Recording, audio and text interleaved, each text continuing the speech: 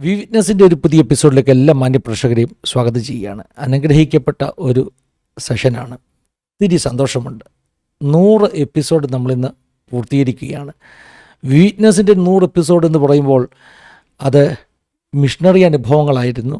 North ഇന്ത്യയിലും ലോകത്തിൻ്റെ വിവിധ ഭാഗത്ത് കർത്താവിൻ്റെ നാമത്തിന് വേണ്ടി നിന്ന മിഷണറി എക്സ്പീരിയൻസസ് ആണ് കഴിഞ്ഞ ദിവസങ്ങളിൽ നമ്മൾ ഈ ഒരു പ്രത്യേക പ്രോഗ്രാമിലൂടെ പുറത്തു കൊണ്ടുവന്നുകൊണ്ടിരുന്നത്.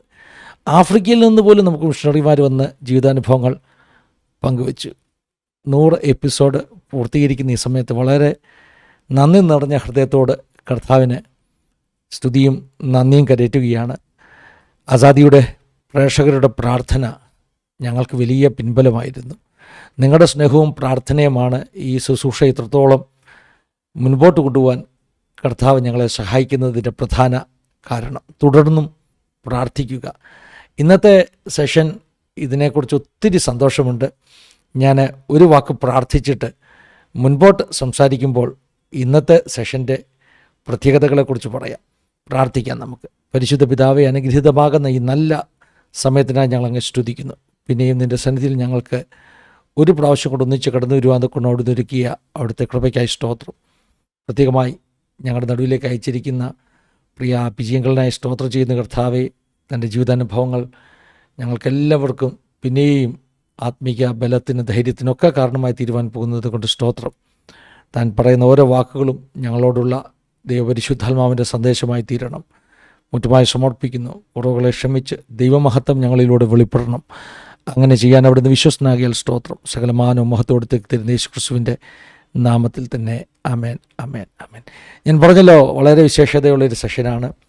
പ്രത്യേകിച്ച് എനിക്ക് ഏറ്റവും അധികം സന്തോഷമുള്ളത് 100ാമത്തെ എപ്പിസോഡിന് ആരെയാണ് ഇൻവൈറ്റ് ചെയ്യേണ്ടതെന്ന് ഞാൻ ഒത്തിരി ഇങ്ങനെ ചിന്തിക്കുകയും പ്രാർത്ഥിക്കുകയൊക്കെ ചെയ്തു. വലിയ ആഗ്രഹമായിരുന്നു ഈ എപ്പിസോഡിന് നമുക്ക് PG അങ്കിളിനെ ഗസ്റ്റായി കിട്ടുകയാണെങ്കിൽ അതെത്ര വലിയ അനുഗ്രഹമായിരിക്കുമെന്ന്. എന്നാൽ നമുക്കറിയാമല്ലോ, അങ്കിളിനെ സംബന്ധിച്ചിടത്തോളം തിരക്കുള്ള ശുശ്രൂഷ ജീവിതമാണ്. അതുകൊണ്ട് തന്നെ ഞാൻ ചോദിക്കാനൊന്നും മടിച്ചു. പക്ഷേ എനിക്ക് തോന്നുന്നു 2 മിനിറ്റിനകമായിട്ട് അങ്കിള് എനിക്കൊരു ആൻസർ തന്നു. വളരെ പോസിറ്റീവായിട്ടുള്ള ആൻസർ. അങ്ങനെ ഇന്ന് നമ്മളോടൊപ്പം നമുക്കെല്ലാവർക്കും അറിയാവുന്ന കർത്താവിൻ്റെ ദാസൻ ബ്രദർ PG വർഗീസ് നമ്മളോടൊപ്പം ചേർന്നിട്ടുണ്ട്. വളരെ സ്നേഹത്തോടുകൂടെ ആദരവോടുകൂടെ PG അങ്കിളിനെ വെൽക്കം ചെയ്യുന്നു. പറയാൻ വാക്കുകളില്ലെങ്കിലേ സ്തോത്രം. ഒരു പ്രാവശ്യം ഞാൻ നന്ദി പറയുകയാണ്. ഇങ്ങനൊരു അവസരം ആസാദി TV ഒരു വലിയ പദവിയാണ്, പ്രിവിലേജാണ്. എൻ്റെ ഒരു ഭാഗ്യമാണ് പ്രിയ അങ്കിളിനോടൊപ്പം ഇങ്ങനൊരു സെഷനിൽ ഒന്നിച്ചിരിക്കുവാൻ കഴിഞ്ഞത്. ദൈവത്തിൻ്റെ സ്തോത്രം. ഞാൻ പറയായിരുന്നു, വളരെ തിരക്കുള്ള ശുശ്രൂഷ ജീവിതം. 84 വയസ്സായി അല്ലേ? അതെ, തിരക്ക് കൂടിക്കൊണ്ടിരിക്കുന്നു. അതെ. ഞാൻ ഈ അടുത്ത ദിവസങ്ങളിൽ ഞാൻ ശ്രദ്ധിച്ചത്, ഞാൻ അങ്കിളിനെ ഫോളോ ചെയ്യുന്നുണ്ട്. ഞാൻ എൻ്റെ മൊബൈലിൻ്റെ അകത്ത് നമ്മൾ ഈ വാട്സപ്പിൽ ഈ പേരുകൾ പിൻ ചെയ്തിടുമല്ലോ. അപ്പോൾ ഞാൻ എൻ്റെ വാട്സപ്പിൽ 3 പേരുകൾ പിൻ ചെയ്തിട്ടിട്ടുണ്ട്. അപ്പോൾ ഏറ്റവും ടോപ്പിൽ അങ്കിൾ എന്ത് മെസ്സേജ് ഇട്ടാലും കിട്ടത്തക്കൊണ്ട്, ആദ്യം കാണത്തക്കൊണ്ട് ഞാൻ പിൻ ചെയ്തിട്ടിരിക്കുകയാണ്. അതുകൊണ്ട് ഞാൻ ശ്രദ്ധിച്ച കാര്യം, ഇന്ത്യ മുഴുവൻ ഒന്ന് യാത്ര ചെയ്തു. ഇന്ത്യ മുഴുവൻ. അങ്കിളിനെ സംബന്ധിച്ചിടത്തോളം തിരക്ക് കൂടിക്കൊണ്ടിരിക്കുന്നു. എങ്ങനെയുണ്ടായിരുന്നു അങ്കിളെ ആ യാത്രയുടെ അനുഭവം പറഞ്ഞ് നമുക്കൊന്ന് തുടങ്ങുകയാണെങ്കിൽ സന്തോഷമായിരുന്നു. കാരണം സാധാരണ നമ്മൾ ചെയ്യുന്നത് ഈ ഗസ്റ്റിനെ ആദ്യം പരിചയപ്പെടുത്തും, വീട്ടുകാരെയൊക്കെ ചോദിക്കും, ഇങ്ങനെയൊക്കെ. പക്ഷേ ഈ ഒരു സെഷനിൽ ഞാൻ PG അങ്കിളിനെ പരിചയപ്പെടുത്തുക എന്ന് പറഞ്ഞാൽ അത് തന്നെ ആളുകൾ ചോദിക്കും എന്തും മണ്ടത്തരമാണ് ചെയ്യുന്നതെന്ന്. അതുകൊണ്ട് അതൊന്നുമില്ല, ഫോർമാലിറ്റി ഒന്നുമില്ല. നേരിട്ടങ്ങ് നമുക്ക് കാര്യങ്ങൾ കേൾക്കാം അല്ലേ? അതെ.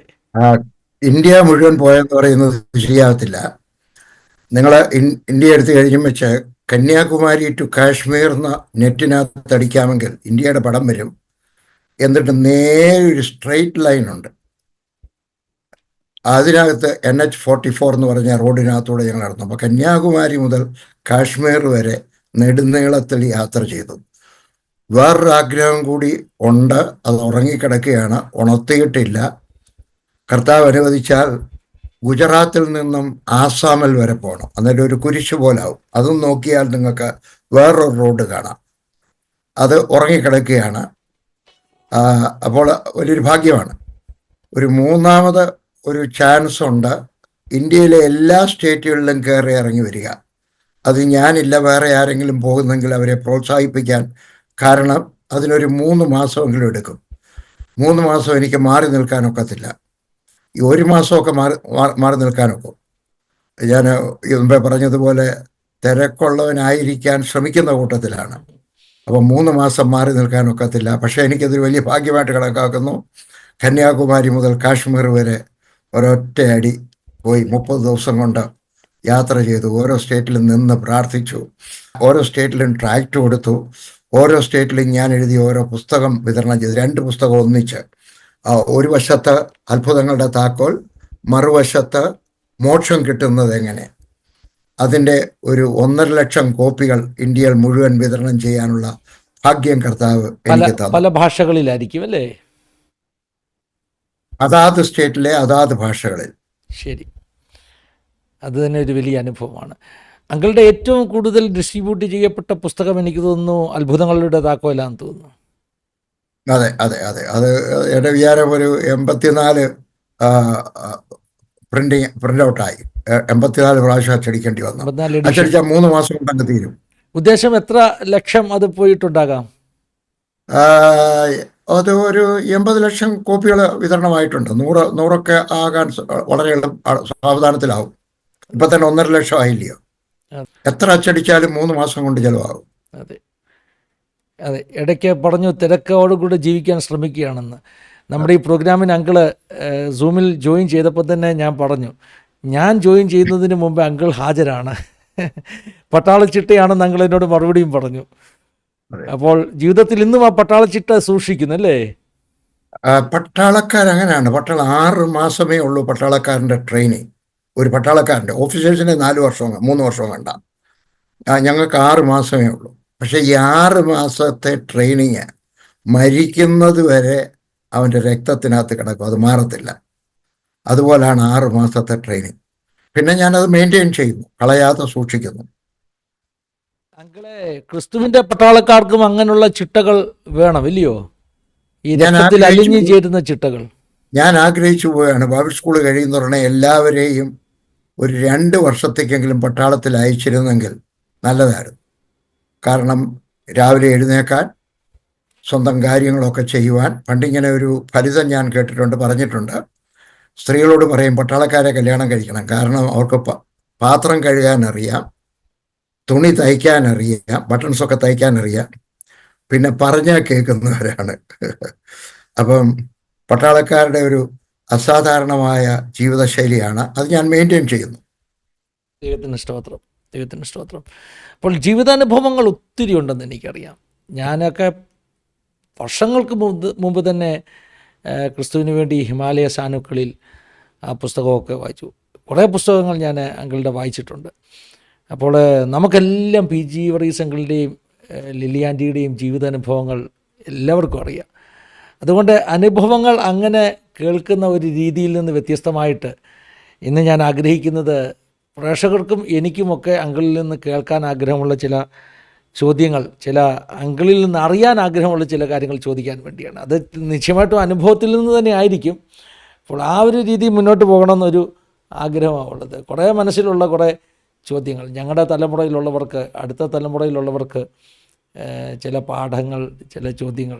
പാഠമെന്ന് പറഞ്ഞപ്പോൾ ഞാൻ ഓർക്കുന്നു, പണ്ട് ഞാൻ പാഠഭേദം സ്പെല്ലിങ് തെറ്റി എഴുതിയപ്പോൾ അങ്ങനെ എനിക്കൊരു മെസ്സേജ് ഇട്ടത് ഞാൻ ഓർക്കുന്നു. അതുകൊണ്ടാണ് ഞാൻ കുറച്ചുകൂടി വ്യക്തത വരുത്തി പാഠം എന്ന് ഉറപ്പ് വരുത്തി പറഞ്ഞത്. ദൈവത്തിൻ്റെ സ്തോത്രം. ഞങ്ങളെപ്പോലുള്ളവരെ അങ്കിളൊക്കെ കറക്റ്റ് ചെയ്യുന്നതിനെ ഓർത്ത് ദൈവത്തിൻ്റെ സ്തോത്രം ചെയ്യുന്നത്. എൻ്റെ ഒരു ദുസ്വഭാവമാണ് ആളുകളിൽ എന്തെങ്കിലും തെറ്റ് കണ്ടാൽ സ്നേഹത്തിൻ്റെ ഭാഷയിൽ അവരെ തിരുത്തുക. കാരണം ഞാനൊരു കൊച്ചു ഗ്രാമത്തിൽ ജനിച്ചതാണ്, കാട്ടുപ്രദേശത്ത്.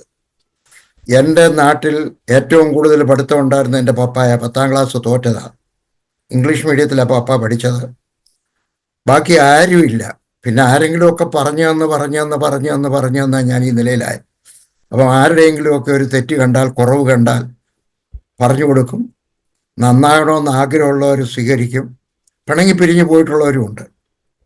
അത് സാരമില്ല. പക്ഷെ ഇപ്പോഴും ആരുടെയെങ്കിലും, മിനിഞ്ഞാന്നും കേരളത്തിലെ ഏറ്റവും വലിയ ദൈവദാസൻ്റെ ഒരു കൊച്ചു തെറ്റ് കണ്ടപ്പോൾ പറഞ്ഞു, സ്നേഹത്തിൻ്റെ ഭാഷയിൽ, ഏറ്റവും വലിയ പ്രസംഗൻ്റെ ഉടനെ തന്നെ അദ്ദേഹം വളരെ നീട്ടിയ ഒരു എഴുത്തെഴുതി, താങ്ക് യു വെരി മച്ച്. കാരണം വേറെ ആരും പറയത്തില്ലല്ലോ, വർഗീസ് അല്ല പറയത്തുള്ളൂ. അപ്പം നമ്മൾ അങ്ങോട്ടും ഇങ്ങോട്ടും സ്നേഹത്തിൻ്റെ ഭാഷ, I push you, you push me എന്ന് ഇംഗ്ലീഷിൽ പറയും. അപ്പം നമ്മളെല്ലാവരും പറഞ്ഞാൽ നമ്മളെല്ലാവരും കുറച്ചുകൂടെ നന്നാവും. ആഹാരം കഴിക്കേണ്ടത് എങ്ങനെയാണ് പ്ലാറ്റ്ഫോമിൽ നിൽക്കേണ്ടത്. ഉദാഹരണത്തിന് ചിലരൊക്കെ പ്ലാറ്റ്ഫോമിൽ ഇരിക്കുമ്പം ഒരു കാലിൻ്റെ പുറത്ത് മറ്റേ കാലൂടെ പൊക്കി വെച്ചിരിക്കാറുണ്ട്. തെറ്റ്. അവിടെ ഇരുന്നുകൊണ്ട് ടെലിഫോണിനകത്ത് നോക്കുന്നതുണ്ട്. തെറ്റ്.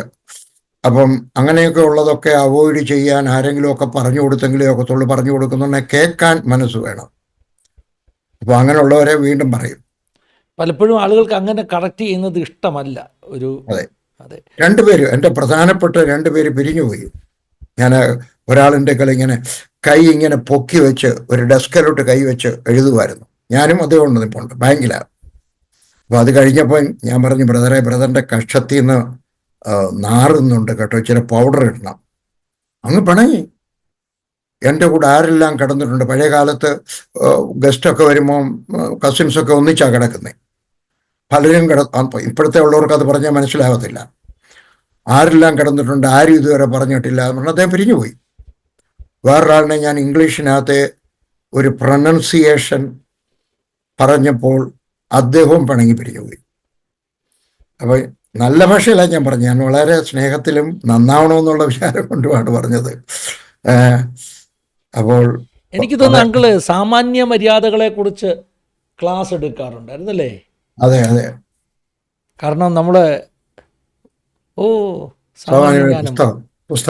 പുസ്തകം ഓക്കെ, ദൈവത്തിൻ്റെ സ്തോത്രം. എൻ്റെ ഓർമ്മയിൽ പെട്ടെന്ന് വന്നു. കാരണം ദൈവദാസന്മാർ പാലിക്കേണ്ട, വിശ്വാസികൾ പാലിക്കേണ്ട സാമാന്യ മര്യാദകൾ, അങ്ങനെയുള്ള കാര്യങ്ങൾ.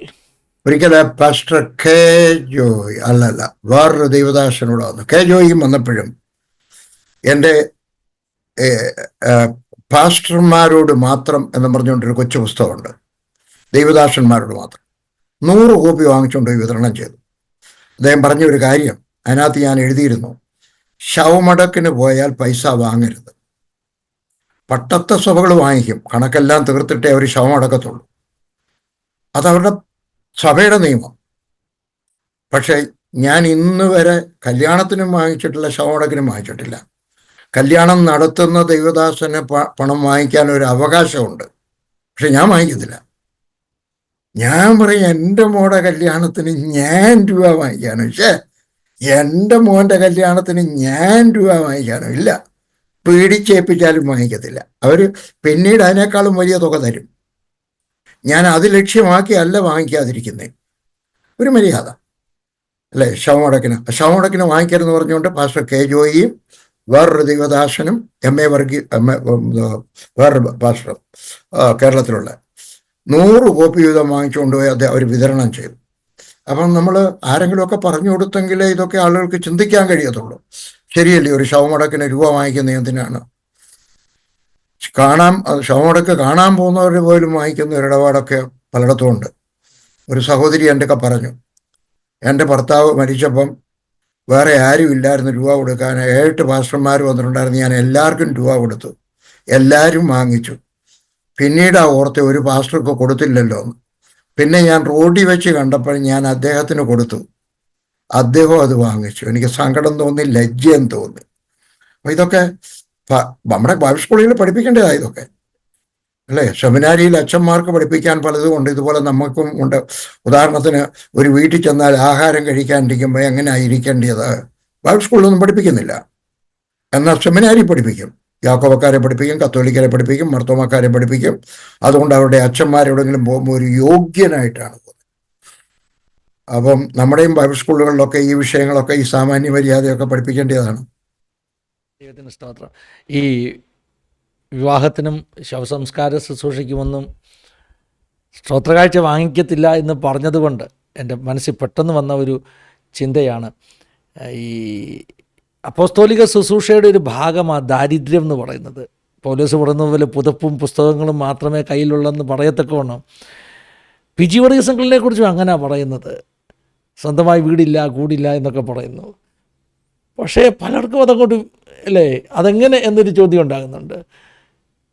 ഒരാൾ അതിനെപ്പറ്റി എഴുതിയത് പി.ജി. വർഗീസിന്റെ പുറന്തോടാണെന്ന് പറഞ്ഞു. അല്ലേ? ഇപ്പം നമ്മുടെ പഴയ കാലത്തൊരു പറച്ചിലില്ലയോ, കുടലെടുത്ത് കാണിച്ചാലും വാഴുന്നാരാന്ന് പറയുന്നത്. വേറൊരു കാര്യമാണ്, ദൈവം പറയുന്നുണ്ട്, ഞാൻ നിന്നെപ്പോലെ ഒരു മനുഷ്യനെന്ന് കരുതി. അപ്പോൾ പലരും അവരെ പോലെയാണ്. എന്തായാലും ഒക്കെ കുറച്ച് കൈയിട്ട് വാരി കാണും. ഇന്ന് വരെ എൻ്റെ വീട്ടിൽ ആരെങ്കിലും 10-20 പേര് ചോറുണ്ണാൻ വന്നാൽ എൻ്റെ സംഘടനയിൽ നിന്ന് എനിക്ക് എൻ്റെ രൂപ എടുക്കാമായിരുന്നു, ഞാൻ പ്രസിഡന്റ് ആയിരിക്കുമ്പോൾ. റൈറ്റ് ഓഫ് ഗവൺമെൻറ് നിയമമുള്ളത്. എൻ്റെ ഗസ്റ്റ് എന്ന് പറഞ്ഞിട്ട് ഞാൻ ഇന്ന് വരെ 1 രൂപ എടുത്തിട്ടില്ല. വീടുമില്ല. ഞാനിതിപ്പോൾ റെക്കോർഡ് ചെയ്യുന്നത് ഇതെൻ്റെ വീട്ടിൽ നിന്നാണ്, ഞാൻ താമസിക്കുന്ന വീട്ടിൽ നിന്നാണ്. ഈ വീട്ടിൻ്റെ 48 ലക്ഷം രൂപ 2 പേരായിട്ട് എനിക്ക് തന്നതാണ്. ഇവിടെ എഴുതി വെച്ചിട്ടുണ്ട്, 2 പേരായിട്ട് തന്നതാണ്. 2 പാസ്റ്റർമാർ തന്ന, 2 അമേരിക്കക്കാരാണ്, അവർ തന്നതാണ്. ഓഫീസിലുള്ളവർക്ക് അറിയാം. ബാക്കി 3 ലക്ഷം രൂപയെ ഞാൻ സംഘടനയിൽ നിന്ന് എടുത്തേ. പക്ഷെ ഇതും എൻ്റെ പേരിലല്ല, സംഘടനയുടെ പേരിലാണ്. സംഘടനക്കാരെല്ലാം കൂടെ ശബ്ദം ഉണ്ടാക്കി 48 ലക്ഷം രൂപ പി.ജി. വർഗീസിന്റെ, 3 ലക്ഷം രൂപ സംഘടനയുടെ. സംഘടന ഉണ്ടാക്കിയതാരാ? ഇത് പി.ജി. വർഗീസ് സ്വന്തം പേരിലൊക്കെ മതി. ഇല്ല, അതെൻ്റെ തീരുമാനമാണ്. സിമ്പിൾ ലൈഫ് എൻ്റെ അപ്പുറത്തെ ഭിത്തിയിൽ എഴുതി വെച്ചിട്ടുണ്ട്. എൻ്റെ 4 മുദ്രാവാക്യങ്ങളാണ്. ഓർമ്മ വരുമെന്ന് എനിക്ക് തോന്നുന്നില്ല. ഹാർഡ് വർക്ക്, ഗ്രേറ്റ് ഫെയ്ത്ത്, യേശുവിനെ പോലെ ജീവിക്കുക, simple life. Hard work, great faith, യേശുവിനെ മാതൃകയാക്കി ജീവിക്കുക, സിമ്പിൾ ലൈഫ്. അപ്പോൾ കഴിയുന്നതും സിമ്പിളായിട്ട് ജീവിക്കും. അപ്പം ഞാൻ ദൈവം എന്നെ സഹായിച്ചു. അന്നെടുത്ത തീരുമാനം, പണ്ട് ഞാൻ എവിടെ വെച്ചാണെന്ന് എനിക്ക് ഓർമ്മയില്ല, കട്രായിലായിരിക്കുമ്പോഴാണോ പത്താംകോട്ടായിരിക്കുമ്പോഴാണോ, ഞാൻ ദൈവത്തിൻ്റെ ഒക്കെ പറഞ്ഞു, Lord I will not be an expensive child for you. ഇംഗ്ലീഷിലാണ് പറഞ്ഞത്. അങ്ങനെ സാഹചര്യം അങ്ങനെ ആയിരുന്നു, അതുകൊണ്ട് ഇംഗ്ലീഷിൽ പറഞ്ഞു, Lord I will not be an expensive child for U.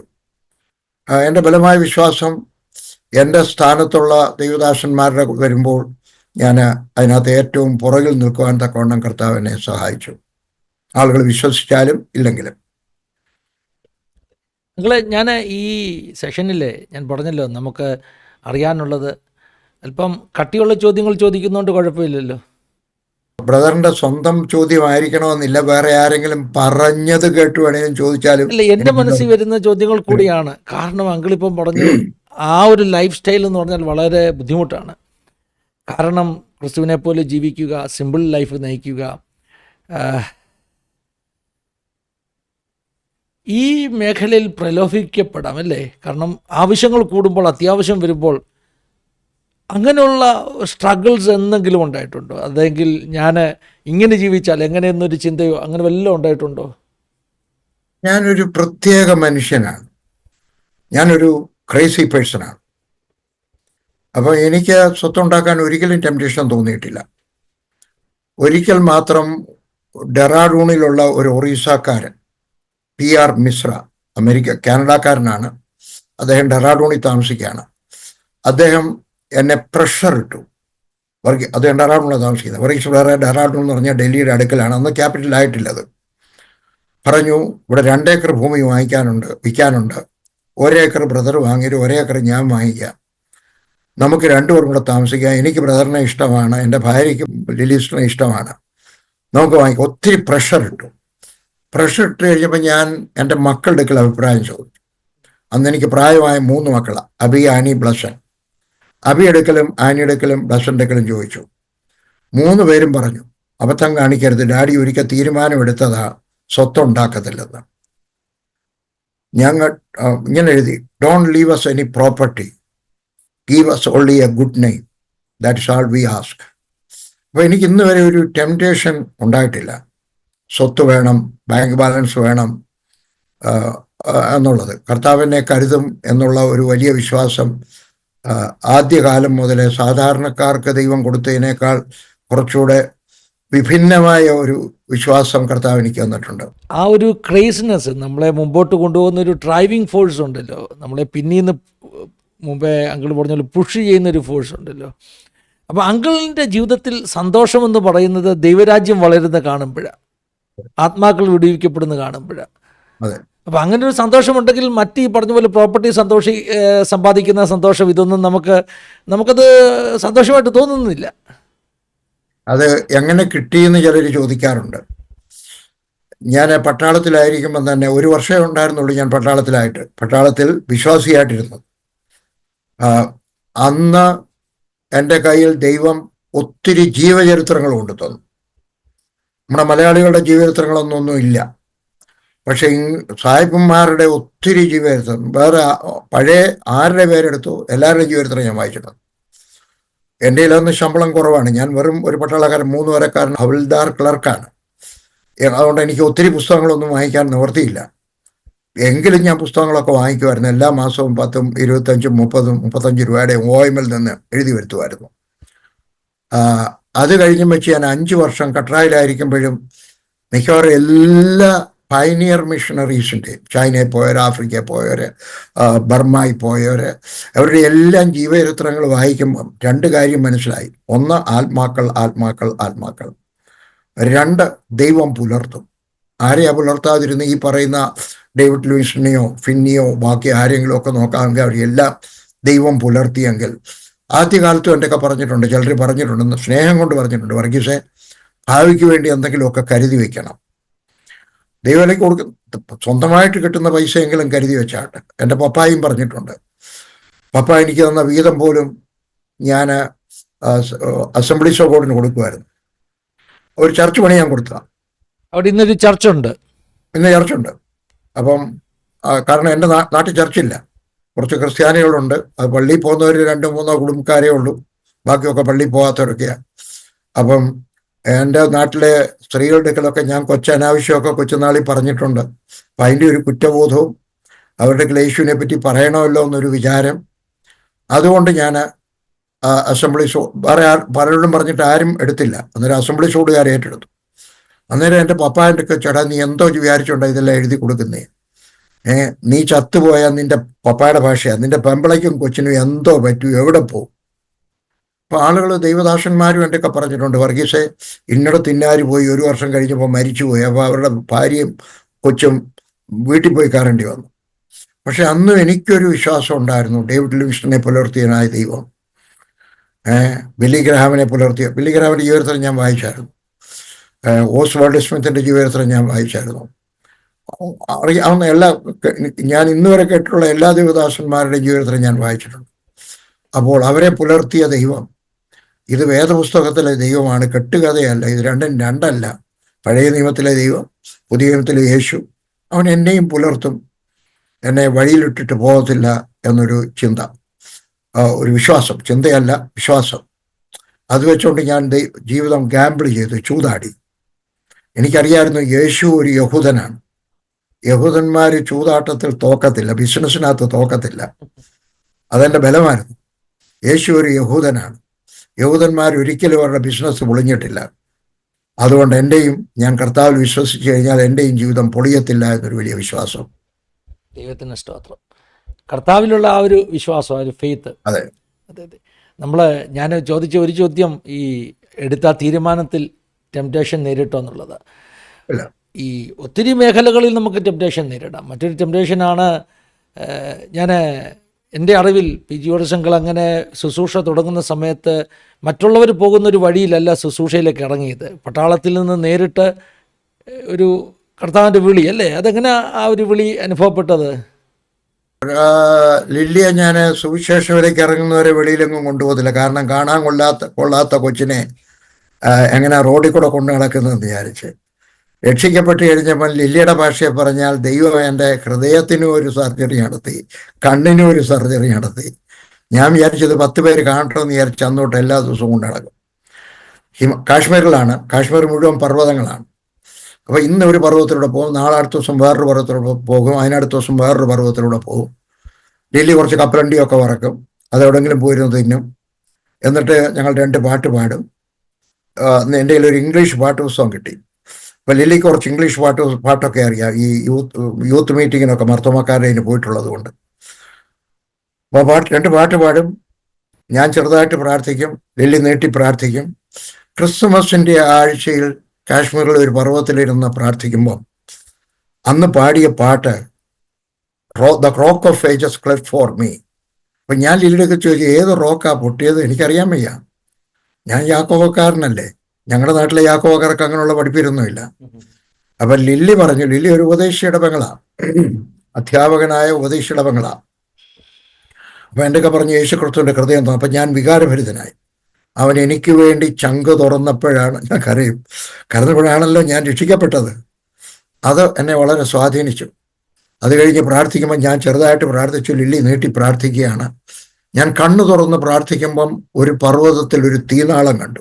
വേറൊരു പർവ്വതത്തിൽ വേറൊരു തീനാളം. അവിടെ ഇവിടെയില്ല, ഒത്തിരി തീനാളം. ഒരു 10 മിനിറ്റിനകത്ത് 10-60 തീനാളമാണ്. ഞാൻ പറഞ്ഞു, ലില്ലി ആ തീനാളങ്ങൾ കണ്ടോ? ലില്ലി പറഞ്ഞു, നമ്മളെല്ലാ ആഴ്ചയും എല്ലാ ദിവസവും കാണുന്നുണ്ട്. ഞാൻ പറഞ്ഞത് അവിടെയൊക്കെ ആളുകൾ താമസമുണ്ട്, നമുക്ക് അവരെ പകല് കാണാനൊക്കത്തില്ല. പക്ഷേ വൈകുന്നേരം മഴയില്ലെങ്കിൽ വീടിൻ്റെ മുറ്റത്ത് അവർ ആഹാരം ഉണ്ടാക്കുക, മഴയില്ലെങ്കിൽ. അപ്പം ആ തീനാളങ്ങളാണ് ഞാൻ കാണുന്നത്. ഞാൻ പറഞ്ഞു, ലില്ലി, ആ ഓരോ തീനാളത്തിൻ്റെയും പുറകിൽ 8-10 ജീവിതങ്ങളുണ്ട്, ആത്മാക്കളുണ്ട്. അവർ യേശുവിനെ പറ്റി കേട്ടിട്ടില്ല. ലില്ലി പറഞ്ഞു, അവരെങ്ങനെ കേൾക്കും? ഞാൻ പറഞ്ഞു, ആരെങ്കിലും പോകണം. ഈ പർവ്വതം, 1-ാമത്തെ പർവ്വതം, 2-ാമത്തെ പർവ്വതം, 3-ാമത്തെ പർവ്വതം, ഇത് കയറി ആര് പോകും? ഞാൻ പറഞ്ഞു, ലില്ലി, എനിക്ക് നല്ല ആരോഗ്യമുണ്ട്, ഞാൻ പോകട്ടെ. ലില്ലി പറഞ്ഞു, പോകരുത്, പോയാൽ വല്ലവരും തല്ലിക്കൊല്ലും. ലില്ലി അന്ന് 8 മാസം ഗർഭിണിയാണ്, 7 മാസം ഗർഭിണിയാണ്. പറഞ്ഞു, നമ്മുടെ ഈ കുഞ്ഞിനെ വളർത്തണ്ടായോ? ഞാൻ പറഞ്ഞു, ലില്ലി, യേശു ക്രിസ്തു ജനിച്ചത് നമ്മൾ ആഘോഷിക്കാൻ പോകും, അടുത്ത ആഴ്ച ക്രിസ്മസ് ആണ്. പക്ഷെ അവിടെ താമസിക്കുന്ന ജനങ്ങൾ ഇന്ന് വരെ കേട്ടിട്ടില്ല ഒരു ക്രിസ്തുമസ് ലോകത്തിലുണ്ടായെന്ന്. ക്രിസ്തുമസ് എന്നൊരു വാക്ക് അവർ കേട്ടിട്ടില്ല. ഈ 2000 വർഷമായിട്ടും കേട്ടില്ല. ഇനി എത്ര നൂറ്റാണ്ടുകൂടെ കാത്തിരിക്കണം അവർ ക്രിസ്മസ് യേശു എന്നൊരു വാക്ക് കേൾക്കാൻ? ഞാൻ ലില്ലിയുടെ കൈ പിടിച്ചു, ഞെക്കിക്കൊണ്ട് ചോദിച്ചു, ലില്ലി, അവരൊരിക്കലെങ്കിലും യേശു ക്രിസ്തുമസ് എന്നൊരു വാക്ക് കേൾക്കണ്ടായോ? ലില്ലിയും കരയാൻ തുടങ്ങി. ലില്ലി പറഞ്ഞു, അവർ കേൾക്കാൻ അവർക്ക് അവകാശമുണ്ട്. അച്ചായൻ പോകാമെങ്കിൽ ഞാനും കൂടെ വരാം. അതുകൊണ്ട് ആ തീനാളങ്ങളെ നോക്കിക്കൊണ്ട് ഞാൻ ലില്ലിയും ഞങ്ങളുടെ ജീവിതം സമർപ്പിച്ചു. യേശുവിനെ പറ്റി കേട്ടിട്ടില്ലാത്തവരോട് യേശുവിനെ പറ്റി പറയണം. അങ്ങനെയാണ് എനിക്കൊരു ആത്മഭാരം ദർശനം ഉണ്ടായത്. ആത്മഭാരം രക്ഷിക്കപ്പെട്ട അന്ന് തൊട്ടേ ഉണ്ട്. പക്ഷേ യേശുവിനെ പറ്റി കേട്ടിട്ടില്ലാത്തവരെ പറ്റിയുള്ള ഒരു ആത്മഭാരം അന്ന് അവിടെ വെച്ചാണ് ഉണ്ടായത്. അങ്കിളെ, ഞാനത് ചോദിക്കാൻ ഒരു കാരണം എന്ന് പറഞ്ഞാൽ, നമ്മൾ പലപ്പോഴും പലരുടെയും ജീവിതാനുഭവങ്ങൾ കേൾക്കുമ്പോൾ വിളി എന്ന് പറഞ്ഞാൽ ഒരു സൂപ്പർ നാച്ചുറൽ എൻകൗണ്ടറൊക്കെ അവർ പറയുന്നത്. അങ്കിളിനെ സംബന്ധിച്ചിടത്തോളം ഉള്ളിലുള്ള ഒരു ആത്മഭാരം നമ്മളെ അങ്ങ് കൊണ്ടുപോകുക അല്ലേ? ആ ഒരു അനുഭവം ഉള്ളത്, അത് വളരെ വ്യത്യസ്തമായ അനുഭവം. ആളുകൾ എന്നോട് ചോദിച്ചിട്ടുണ്ട്, വർഗീസിന് പലരും എന്നെ ചലഞ്ച് ചെയ്തിട്ടുണ്ട്, വർഗീസിന് ദൈവവിളിയുണ്ടോ? ഇല്ല, ചുമ്മാതെ. കാരണം ആളുകൾ വിചാരിച്ച് ഞാൻ അമേരിക്കയ്ക്ക് അങ്ങോട്ട് പോകാനാണ്. കാരണം ഞാനൊരു തോട്ടം സൂപ്രണ്ടിൻ്റെ മോനാണ്. പട്ടാളത്തിലും എനിക്ക് ജീവിതകാലം ഞാൻ സർവീസിലുണ്ടായിരുന്നെങ്കിൽ ഒരു ക്യാപ്റ്റൻ ആയിരുന്നു. ഇന്ന് 10-40,000 രൂപ പെൻഷൻ കിട്ടുമായിരുന്നു. അപ്പം ഇത്രയും നല്ലൊരു ജോലിയൊക്കെ വിട്ടും വെച്ച് പോകാൻ ഏതാണ്ട് വിദേശത്തേക്ക് പോകാനുള്ള പരിപാടിയാണെന്നൊക്കെ വിചാരിച്ചു. അപ്പം എൻ്റെ ഒക്കെ ചോദിച്ചു, ദൈവവിളി ഉണ്ടായിട്ടുണ്ടോ? ഇല്ല. ദൈവവിളി കേട്ടിട്ടുണ്ടോ? ഇല്ല. പിന്നെന്തിനാ ജോലി രാജിവെച്ചേ? ഞാൻ താമസിച്ചത് ജമ്മു ശ്രീനഗർ റോഡിൻ്റെ സൈഡിലാണ്. രാവിലെ ഒരു 100-150 പട്ടാളത്തിൻ്റെ വണ്ടി അതിലെ കൂടെ ആളുകളെയും കൊണ്ടുപോകും, സാധനങ്ങൾ കൊണ്ടുപോകും, പെട്രോളും കൊണ്ടുപോകും, ഡീസലും കൊണ്ടുപോകും, ബസ് പോകും, സിവിലിയൻസിൻ്റെ ബസ് പോകും. ഞാനതിലൊക്കെ നോക്കി നിൽക്കുമ്പോൾ എനിക്കറിയാം, ആ ഒരു ബസ് മറിഞ്ഞു പോയാൽ അതിനകത്ത് 50, 60, 70 പേര് കാണും. ഒരാൾ പോലും രക്ഷിക്കപ്പെട്ടവരല്ല. അവരെല്ലാം നരകത്തിലാണ് പോകുന്നത്. രാത്രിയിലും ഞാനിത് കാണും. രാവിലെ ശ്രീനഗറിന് പോകും, വൈകുന്നേരം ശ്രീനഗറിൽ നിന്ന് ജമ്മുവിന് വരും. എനിക്ക് ഉറങ്ങാൻ കഴിയുന്നില്ല. ലില്ലി നാട്ടിൽ പോയി ജോലി, ലില്ലി ട്രെയിൻഡ് ടീച്ചറാണ്. ലില്ലിക്ക് ടീച്ചറിൻ്റെ ജോലി വക്കത്ത് വന്നിരിക്കുന്നു. ആങ്ങളയുടെ എഴുത്ത് വന്നു, എളുപ്പം വരണം. ലില്ലി അങ്ങ് പോയി. ഞാനപ്പോൾ തിരിച്ച് ബാരക്കിൽ പോയി. ബാരക്കിൽ ചെന്ന് ചോറും വാങ്ങിച്ചുകൊണ്ട് വെക്കും. പട്ടാളത്തിൽ 4 ദിവസം ഇറച്ചിയുണ്ട്. ഇറച്ചിയും പട്ടാളത്തിലെ ആഹാരം ഏറ്റവും ബെസ്റ്റ് ആഹാരമാണ്. ഡോക്ടർമാരെല്ലാം സർട്ടിഫൈ ചെയ്യുന്ന ഇന്ന വൈറ്റമിൻസ് ഇത്രയൊക്കെ ഉണ്ടായിരിക്കണം എന്നുണ്ട്. ഫ്രൂട്ട്, ഇറച്ചിയെല്ലാം. ഇതെല്ലാം വാങ്ങിച്ചുകൊണ്ട് വെച്ച് ഞാൻ കണ്ണടച്ച് പ്രാർത്ഥിക്കും, ദൈവമായ കർത്താവ് ഈ ആഹാരത്തെ അനുഗ്രഹിക്കണമേ. പെട്ടെന്നാണ് തീനാളങ്ങൾ ഈ ചോറിനകത്ത് വരും. എനിക്ക് ചോറുണ്ണാൻ ഒക്കത്തില്ല, ചോറുണ്ട് കളയും. പട്ടാളത്തിൽ ചോറുണ്ട് കളഞ്ഞ പണിഷ്മെന്റ് ഉണ്ട്. ഒരു ചപ്പാത്തിയുടെ പകുതി കൊണ്ട് കളഞ്ഞ പണിഷ്മെന്റ് ഉണ്ട്. പക്ഷെ ഞാനൊരു പ്രധാനപ്പെട്ട ഓഫീസിൽ ജോലി ചെയ്യുന്നതുകൊണ്ട് എന്നെ ആരും പിടിക്കത്തില്ല. ഞാൻ അതുകൊണ്ട് കളയും. അത് വിളിയാണെങ്കിൽ എനിക്ക് വിളിയുണ്ട്, ഇല്ലെങ്കിൽ വിളിയില്ല. ഈ ആത്മഭാരം, ഉറങ്ങാനൊക്കാതിരിക്കുക, ആഹാരം കഴിക്കാതിരിക്കുക, അതാണ് വിളിയെങ്കിൽ ഇന്ന് എൻ്റെ കാര്യം ചോദിക്കത്തില്ല വിളിയുണ്ടോന്ന്.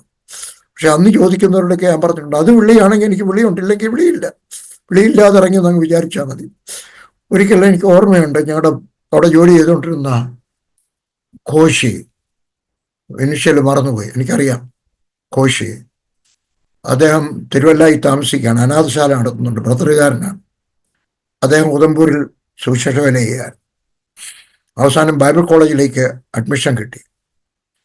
TS കോശി. അദ്ദേഹം ബൈബിൾ കോളേജിലോട്ട് പോകാൻ നേരം എൻ്റെ വന്ന് യാത്ര പറഞ്ഞു.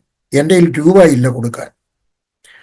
എനിക്ക് കുഞ്ഞുണ്ടായതേ ഉള്ളൂ വീട്ടിൽ. അപ്പോൾ അതിൻ്റെ ചിലവുകളെല്ലാം ഉള്ളതുകൊണ്ട് ഞാൻ എൻ്റെ ഒരു ഷർട്ട് എടുത്ത് കൊടുത്തമ്മച്ച് പറഞ്ഞു, ബ്രദറെ എൻ്റെ കയ്യിൽ ഇതേ ഉള്ളു തരാൻ, എൻ്റെ ഈ ഒരു ഷർട്ട്, നല്ല ഷർട്ടാണ്, കൊടുത്തു.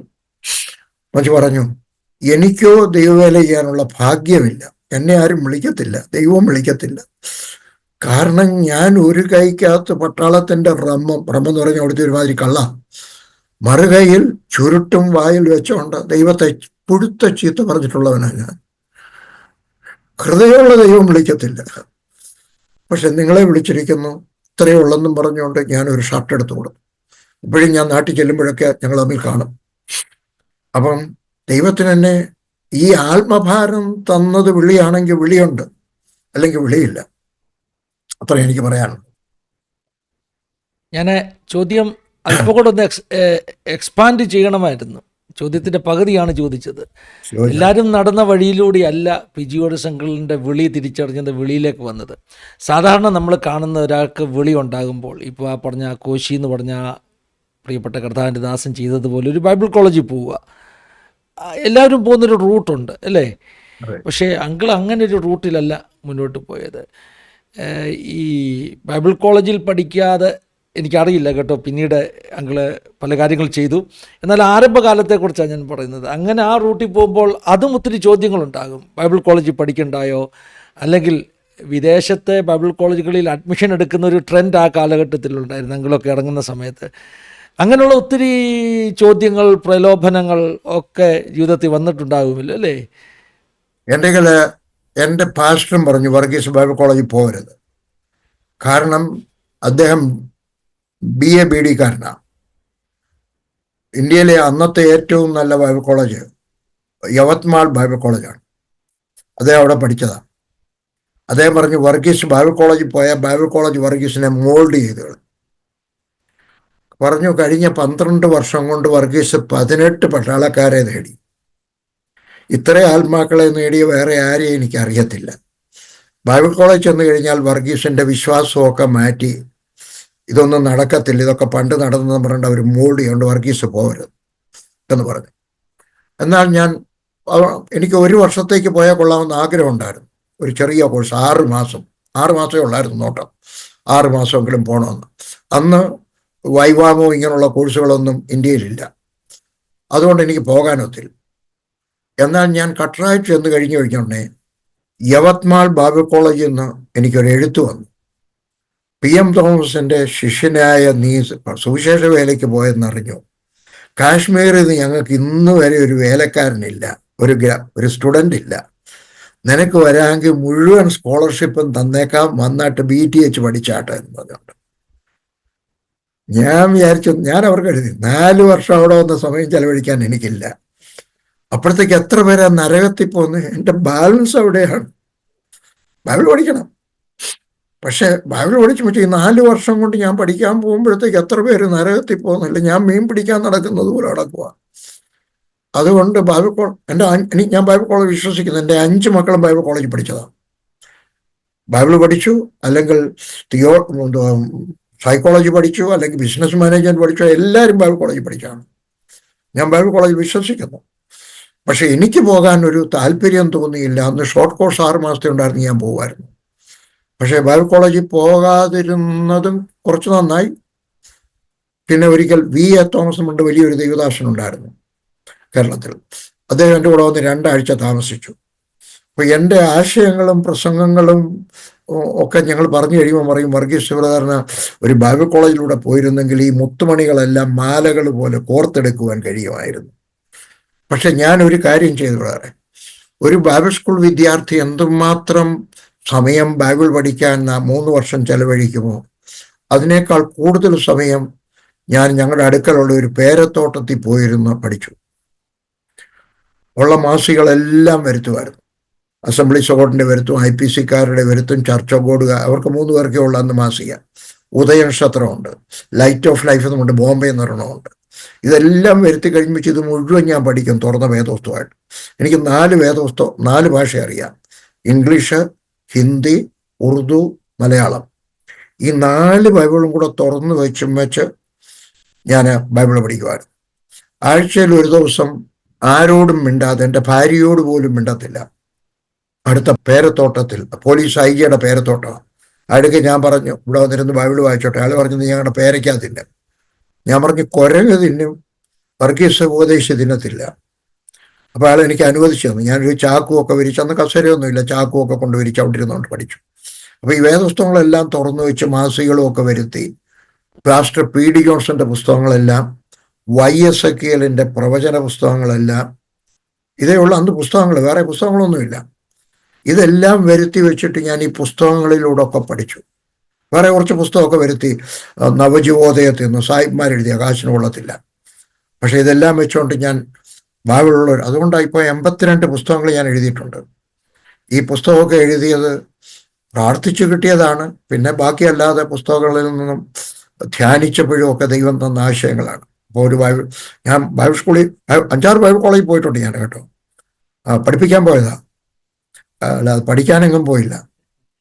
ദൈവത്തിൻ്റെ കൃപ കൊണ്ട് അഹങ്കാരം പറയുകയല്ല. ബൈബിൾ കോളേജുകളിലൊക്കെ, വിദേശത്തെ ബൈബിൾ കോളേജിലൊക്കെ ടീച്ചർമാർക്ക് മാർക്കിടും, ഇവാലുവേഷൻ. ദൈവത്തിൻ്റെ കൃപ കൊണ്ട് ന്യൂസിലൻഡിലും മലേഷ്യയിലും അമേരിക്കയിലെ ഒരു കോളേജിലും ഏറ്റവും ടോപ്പിൽ എൻ്റെ പേരാണ്. ന്യൂസിലൻഡുകാർ അത്ഭുതപ്പെട്ടു പോയി. അവിടെയുള്ളവരെല്ലാം വലിയ ടീച്ചേഴ്സാണ്. അതിൻ്റെയൊക്കെ മുമ്പിൽ എൻ്റെ പേര് വിദ്യാർത്ഥികൾ എഴുതി ചേർത്തത് ദൈവം പഠിപ്പിച്ചിട്ടാണ്. ഇടയ്ക്ക് അങ്കിൾ പറഞ്ഞു, ഒരു യവത്മാളിൽ നിന്ന് വന്നൊരു കത്തിനെക്കുറിച്ച് പറഞ്ഞു. അതുപോലെ പല കത്തുകളും വന്നിട്ടുണ്ടാകാം. പ്രത്യേകിച്ചും വിദേശത്ത് പോകാൻ വേണ്ടിയാണ് ഈ വഴിയിൽ ഇറങ്ങിയതെന്ന് പറഞ്ഞ ആളുകളുണ്ട്. അങ്ങനെയുള്ള സാഹചര്യങ്ങൾ വന്നിട്ടുണ്ടോ? വിദേശത്തേക്ക് പോകാം, സെറ്റിൽ ചെയ്യാം. വിദേശത്തെ ബൈബിൾ കോളേജിലേക്കൊന്നും ക്ഷണം കിട്ടിയില്ല. അമേരിക്കയിൽ താമസിക്കാൻ എന്നെ വിളിച്ചിട്ടുണ്ട്. ഞാൻ പട്ടിണി കിടക്കുന്ന കാലത്ത്, കട്രായിലായിരിക്കുന്ന സമയത്ത്, എൻ്റെ ആദ്യത്തെ 5 വർഷം കട്ര കാശ്മീരിലാണ്. അത് കൊടും ദാരിദ്ര്യമാണ്. അത് കഴിഞ്ഞിട്ട് പിന്നെ 9 വർഷം പഞ്ചാബിലാണ്. അത് ഞെരുക്കത്തിൻ്റെ സമയങ്ങളാണ്. അത് കഴിഞ്ഞപ്പോഴാണ് ഞാൻ ഗൾഫിലുമൊക്കെ പോയി കഴിഞ്ഞപ്പോഴാണ് എൻ്റെ വീട്ടിലെ പട്ടിണി മാറിയത്. കട്രായിലായിരിക്കുന്ന സമയത്ത് ലില്ലിയുടെ ഫസ്റ്റ് കസിൻ്റെ ഭർത്താവ് KK ജേക്കബ് അല്ലൈൻ, അദ്ദേഹം എനിക്കൊരു എഴുത്തെഴുതി. വർഗീസ്, ഞാൻ നാട്ടിൽ ചെന്ന് കഴിഞ്ഞപ്പോൾ ഇതുപോലെ നിങ്ങൾ രക്ഷിക്കപ്പെട്ടു എന്നറിഞ്ഞു, സന്തോഷം. ഞാൻ രക്ഷിക്കപ്പെട്ട ഒരു മനുഷ്യനാണ്. അല്ലെങ്കിൽ ഞങ്ങൾക്കൊരു പ്രയർ ഗ്രൂപ്പുണ്ട്, ഒരു മിഷൻ, ബാപ്റ്റിസ്റ്റ് ഫെയ്ത്താണ്. അവിടുത്തെ ആശുപത്രിയിലാണ് ഞങ്ങൾ ജോലി ചെയ്യുന്നത്, ആശുപത്രിയിലെ സ്റ്റാഫും എല്ലാം കൂടെ. എന്നിട്ട് പിന്നെ ഒരിക്കലും ഒരു എഴുത്ത് വന്നു, ഇവിടെ 1000 പാകിസ്ഥാനികൾ വന്നിരിക്കുന്നു സ്വീപ്പേഴ്സായിട്ട്. ഒരു ദിവസം ഞാൻ ആശുപത്രിയിൽ രോഗി വന്നു കഴിഞ്ഞ് പേരെഴുതിക്കുമ്പോൾ ഞാൻ മസീന്ന് കണ്ടു, MASIH. ഇതെന്തുവാന്ന് ചോദിച്ചപ്പോൾ യേശു മസിയാന്നോ എന്ന് ചോദിച്ചപ്പോൾ പറഞ്ഞല്ല, ഞങ്ങൾ ക്രിസ്ത്യൻസാണ്. എത്ര പേരുണ്ട്? 1000 പേരുണ്ട്. അവരെല്ലാവരും സ്വീപ്പേഴ്സാണ്, ക്രിസ്ത്യൻസാണ്. അവർക്ക് ഭാഷയില്ല. PG റൈസ് ഉറുദു ആണെന്നല്ലോ സംസാരിക്കുന്നത്, എവരും സംസാരിക്കുന്ന ഉറുദുവാണ്. അതുകൊണ്ടൊരു കാര്യം ചെയ്യാമോ, എവരുടെ പാസ്റ്ററായിട്ട് വരാമോ? 1000 പേര്. ഒരു ചർച്ച് ടെൻ്റ് അടിച്ചു കൊടുത്തിട്ടുണ്ട് ഗവൺമെൻറ്. ആശുപത്രിയുടെ വിസ കിട്ടും, ആശുപത്രിയുടെ ഒരു കാറ് തരും, ആശുപത്രിയിലെ ഒരു ക്വാർട്ടർ തരും. 1000 പേരുടെ വിശ്വാസമുള്ളൂ. വരണോ? ഞാൻ ദൈവത്തിൻ്റെ ഇഷ്ടം പോലും ചോദിച്ചില്ല. ദൈവം എൻ്റെ സാക്ഷിയാണ്. ഞാൻ ആ കടലാസ്, ആ ഇൻവിറ്റേഷൻ ലെറ്റർ നുള്ളിക്കേറി ആകാശത്ത് പറത്തി വെച്ച് താഴോട്ട് പറന്നു വരുന്നത് കണ്ട് സന്തോഷിച്ചു. എൻ്റെ മനസ്സിനകത്ത് പോലും അന്ന് പട്ടിണിയാണ്. എനിക്ക് അന്നൊരു കസേരയുള്ളൂ, എനിക്ക് ആകെ ഫർണിച്ചർ എനിക്കൊരു കസേരയുള്ളൂ. പക്ഷെ എൻ്റെ മനസ്സിനകത്ത് വിദേശത്ത് പോകണമെന്നോ താമസിക്കണമെന്നോ ഈ പട്ടിണിയിൽ നിന്ന് രക്ഷപ്പെടണമെന്നോ, പട്ടിണിയിൽ നിന്ന് രക്ഷപ്പെടണം എനിക്കാണോ അത്യാവശ്യം? ദൈവത്തിനല്ലേ അത്യാവശ്യം, അല്ലേ? എനിക്ക് മൂത്ത കുഞ്ഞുണ്ടായി കഴിഞ്ഞ ഉടനെ അവൻ്റെ തല ഒരു മൂന്നായിട്ട് ഇങ്ങനെ തിരിഞ്ഞിരിക്കുമായിരുന്നു, 3 തേങ്ങ വെച്ച പോലെ ഇരിക്കുമായിരുന്നു. ഞാൻ പ്രാർത്ഥിച്ചു വെച്ച് പറഞ്ഞു, ദൈവമേ നാണക്കേട് നിനക്കാ. യവൻ റോഡ് ചെയ്യുന്നതുകൊണ്ട് പ്രസംഗിക്കുമ്പോൾ ആളുകൾ പറയണം, നിന്റെ തല എന്തോ ഈ 3 തേങ്ങ പോലെ ഇരിക്കുന്നേ, നിന്റെ ദൈവം അത് സുഖമാക്കാൻ. ഞാൻ പ്രാർത്ഥിച്ചു, 3-ാമത്തെ ദിവസം സുഖമായി. അപ്പം എന്ന് പറഞ്ഞതുപോലെ ഞാൻ പട്ടിണി കിടന്ന് എത്താതെ ആണക്കേട് ദൈവത്തിൻ്റെ അല്ലയോ? എനിക്കെന്തുവാ? എടാ, ഗവൺമെൻറ് പട്ടാളത്ത് ജോലി ഉണ്ടാകുന്ന കളഞ്ഞു വെച്ച് പോയി, ദൈവം അവനെ നോക്കിയില്ല എന്ന് പറയത്തില്ലയോ? അപ്പം അതുകൊണ്ട് ഒരിക്കലും എന്നെ ടെംപ്റ്റ് ചെയ്തിട്ടില്ല, ചിന്തിച്ചിട്ട് പോലുമില്ല. അത് ഒരു പക്ഷേ നമ്മുടെ പട്ടിണിയൊക്കെ മാറിക്കഴിഞ്ഞ് മിനിസ്ട്രിയിൽ നമ്മൾ ഒന്ന് എസ്റ്റാബ്ലിഷ് ചെയ്ത് കഴിഞ്ഞാൽ അങ്ങനെയുള്ള തീരുമാനങ്ങൾ എടുക്കാൻ എളുപ്പമാണ്. പക്ഷേ അന്നത്തെ സാഹചര്യത്തിൽ അത് കീറിക്കളയുക എന്ന് പറഞ്ഞാൽ, എനിക്ക് തോന്നുന്നു അങ്കിളുടെ ജീവചരിത്രം കുറേ ഞാൻ വായിച്ചിട്ടുള്ളത് കൊണ്ട്, അനുഭവങ്ങൾ അറിയാവുന്നത് കൊണ്ട്, അന്ന് പട്ടാളത്തിൽ നിന്ന് കിട്ടിയ ഒരു റിലീവിങ് ലെറ്ററാണെന്ന് തോന്നുന്നു അല്ലേ?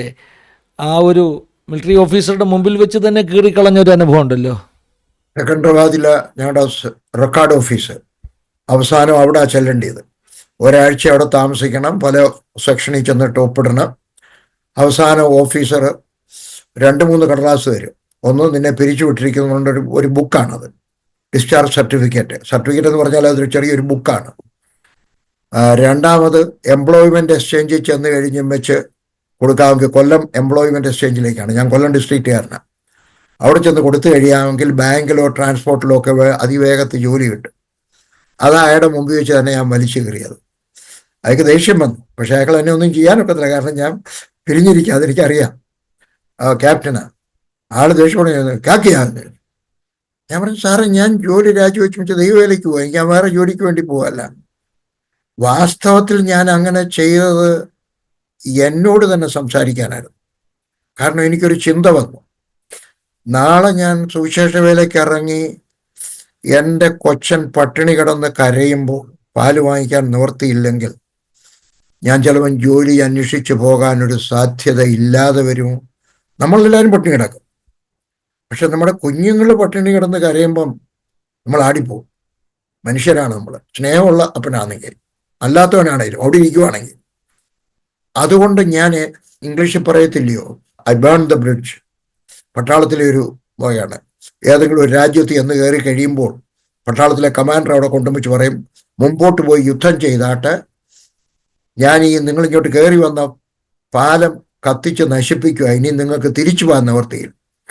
അപ്പം ഞാൻ എന്നോട് തന്നെ സംസാരിച്ചതാണ് ആ സർട്ടിഫിക്കറ്റ് വലിച്ചേറി കളഞ്ഞത്. അത് നന്നായി. അല്ലെങ്കിലും എനിക്ക് ടെംപ്റ്റേഷൻ ഒന്നും ഉണ്ടായില്ല, നന്നായി. ലില്ലിക്കും ടെംപ്റ്റേഷൻ ഉണ്ടെന്നാൽ ലില്ലി ട്രെയിൻഡ് ടീച്ചറാണ്. ഞങ്ങൾ ഞെരുക്കത്തിൽ പട്ടാങ്കോട്ട് താമസിക്കുമ്പോഴാണ് കീറിയ സാരി കൊടുത്ത് നിൽക്കുകയാണ്.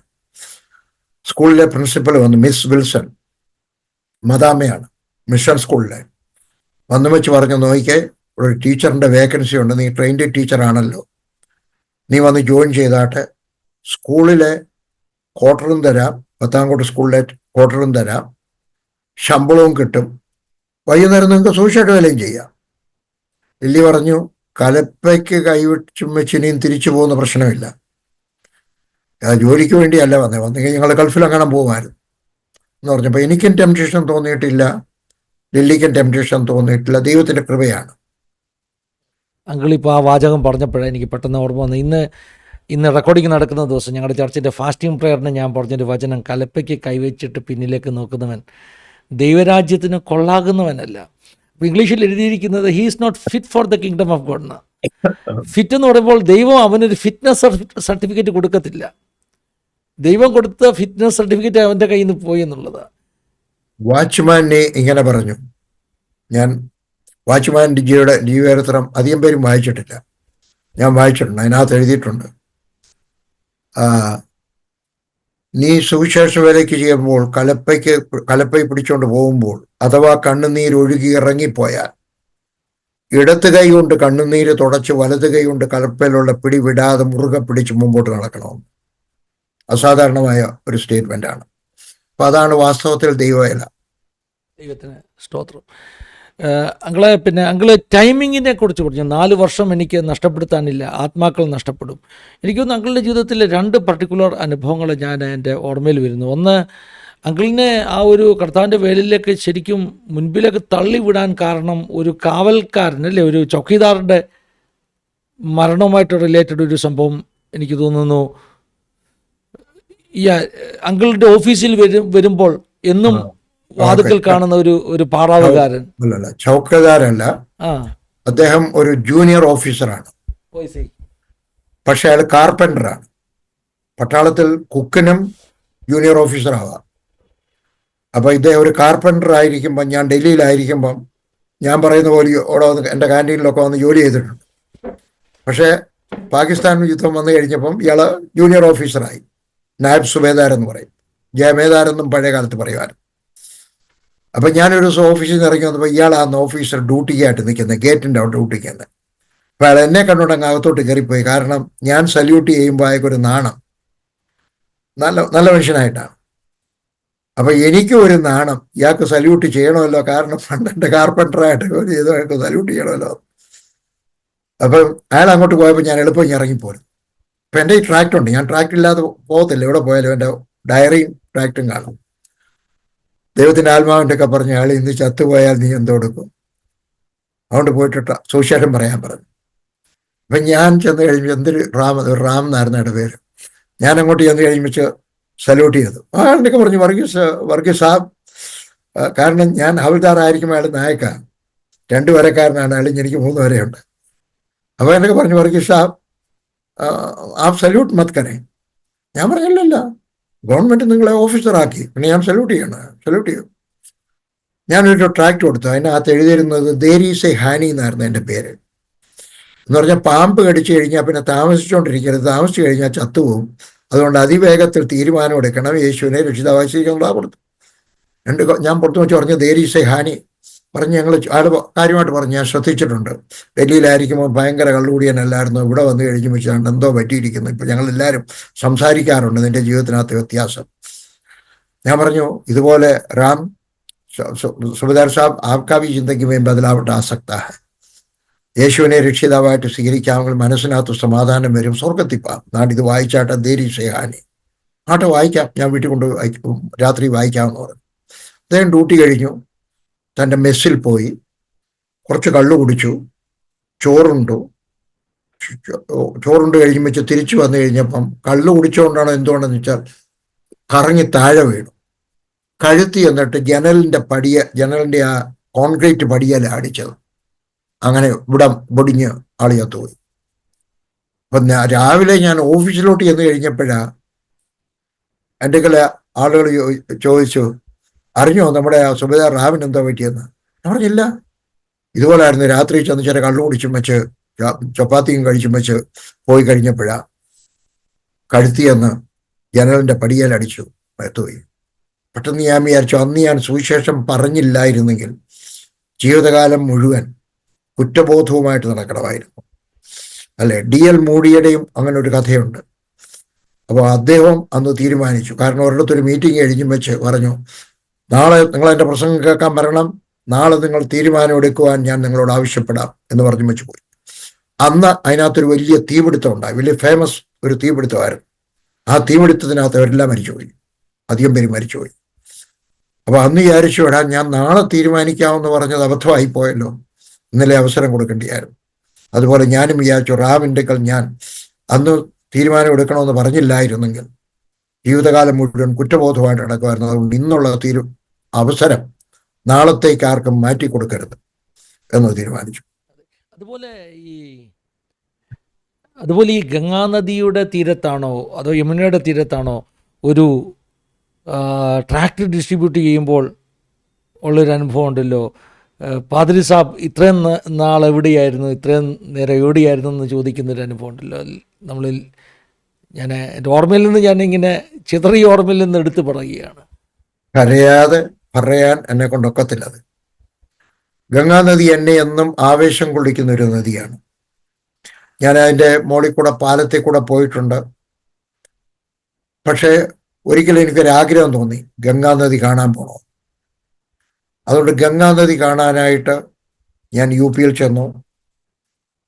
ഏത് സ്ഥലമാണ് പേര് മറന്നുപോയി, ഹരിദ്വാറിനും അപ്പുറത്ത്, അവിടെയാണ് ആദ്യത്തെ ഇത്. ഗംഗോത്രി എന്ന് വരുന്ന ഗംഗാനദി ആദ്യം വരുന്ന അവിടെ, പിന്നെ അത് കഴിയുമ്പോഴാണ് ഹരിദ്വാറി വരുന്നത്. അവിടെ ചെന്നപ്പോൾ ഏകദേശം ഒരു 300 പേര് ആ നദിയുടെ തീരത്ത്, ബീച്ച് ഓഫ് ദ റിവർ, അവിടെ ഇങ്ങനെ ആളുകൾ നിൽപ്പുണ്ട്. ഒരാള് ഒരു കൈ പൊക്കി ഇങ്ങനെ വെച്ചിരിക്കുകയാണ്, ഇടത്ത് കൈ ഇങ്ങനെ പൊക്കി നിർത്തിയിരിക്കുകയാണ്. 13 വർഷം അങ്ങാണ്ടായി. ഡോക്ടർ KP യോഹന്നാന്റെ ആ പുസ്തകത്തിനകത്ത് അതിനെപ്പറ്റി എഴുതിയിട്ടുണ്ട്. ഞാൻ പറഞ്ഞിട്ട് അദ്ദേഹം എഴുതിയത്.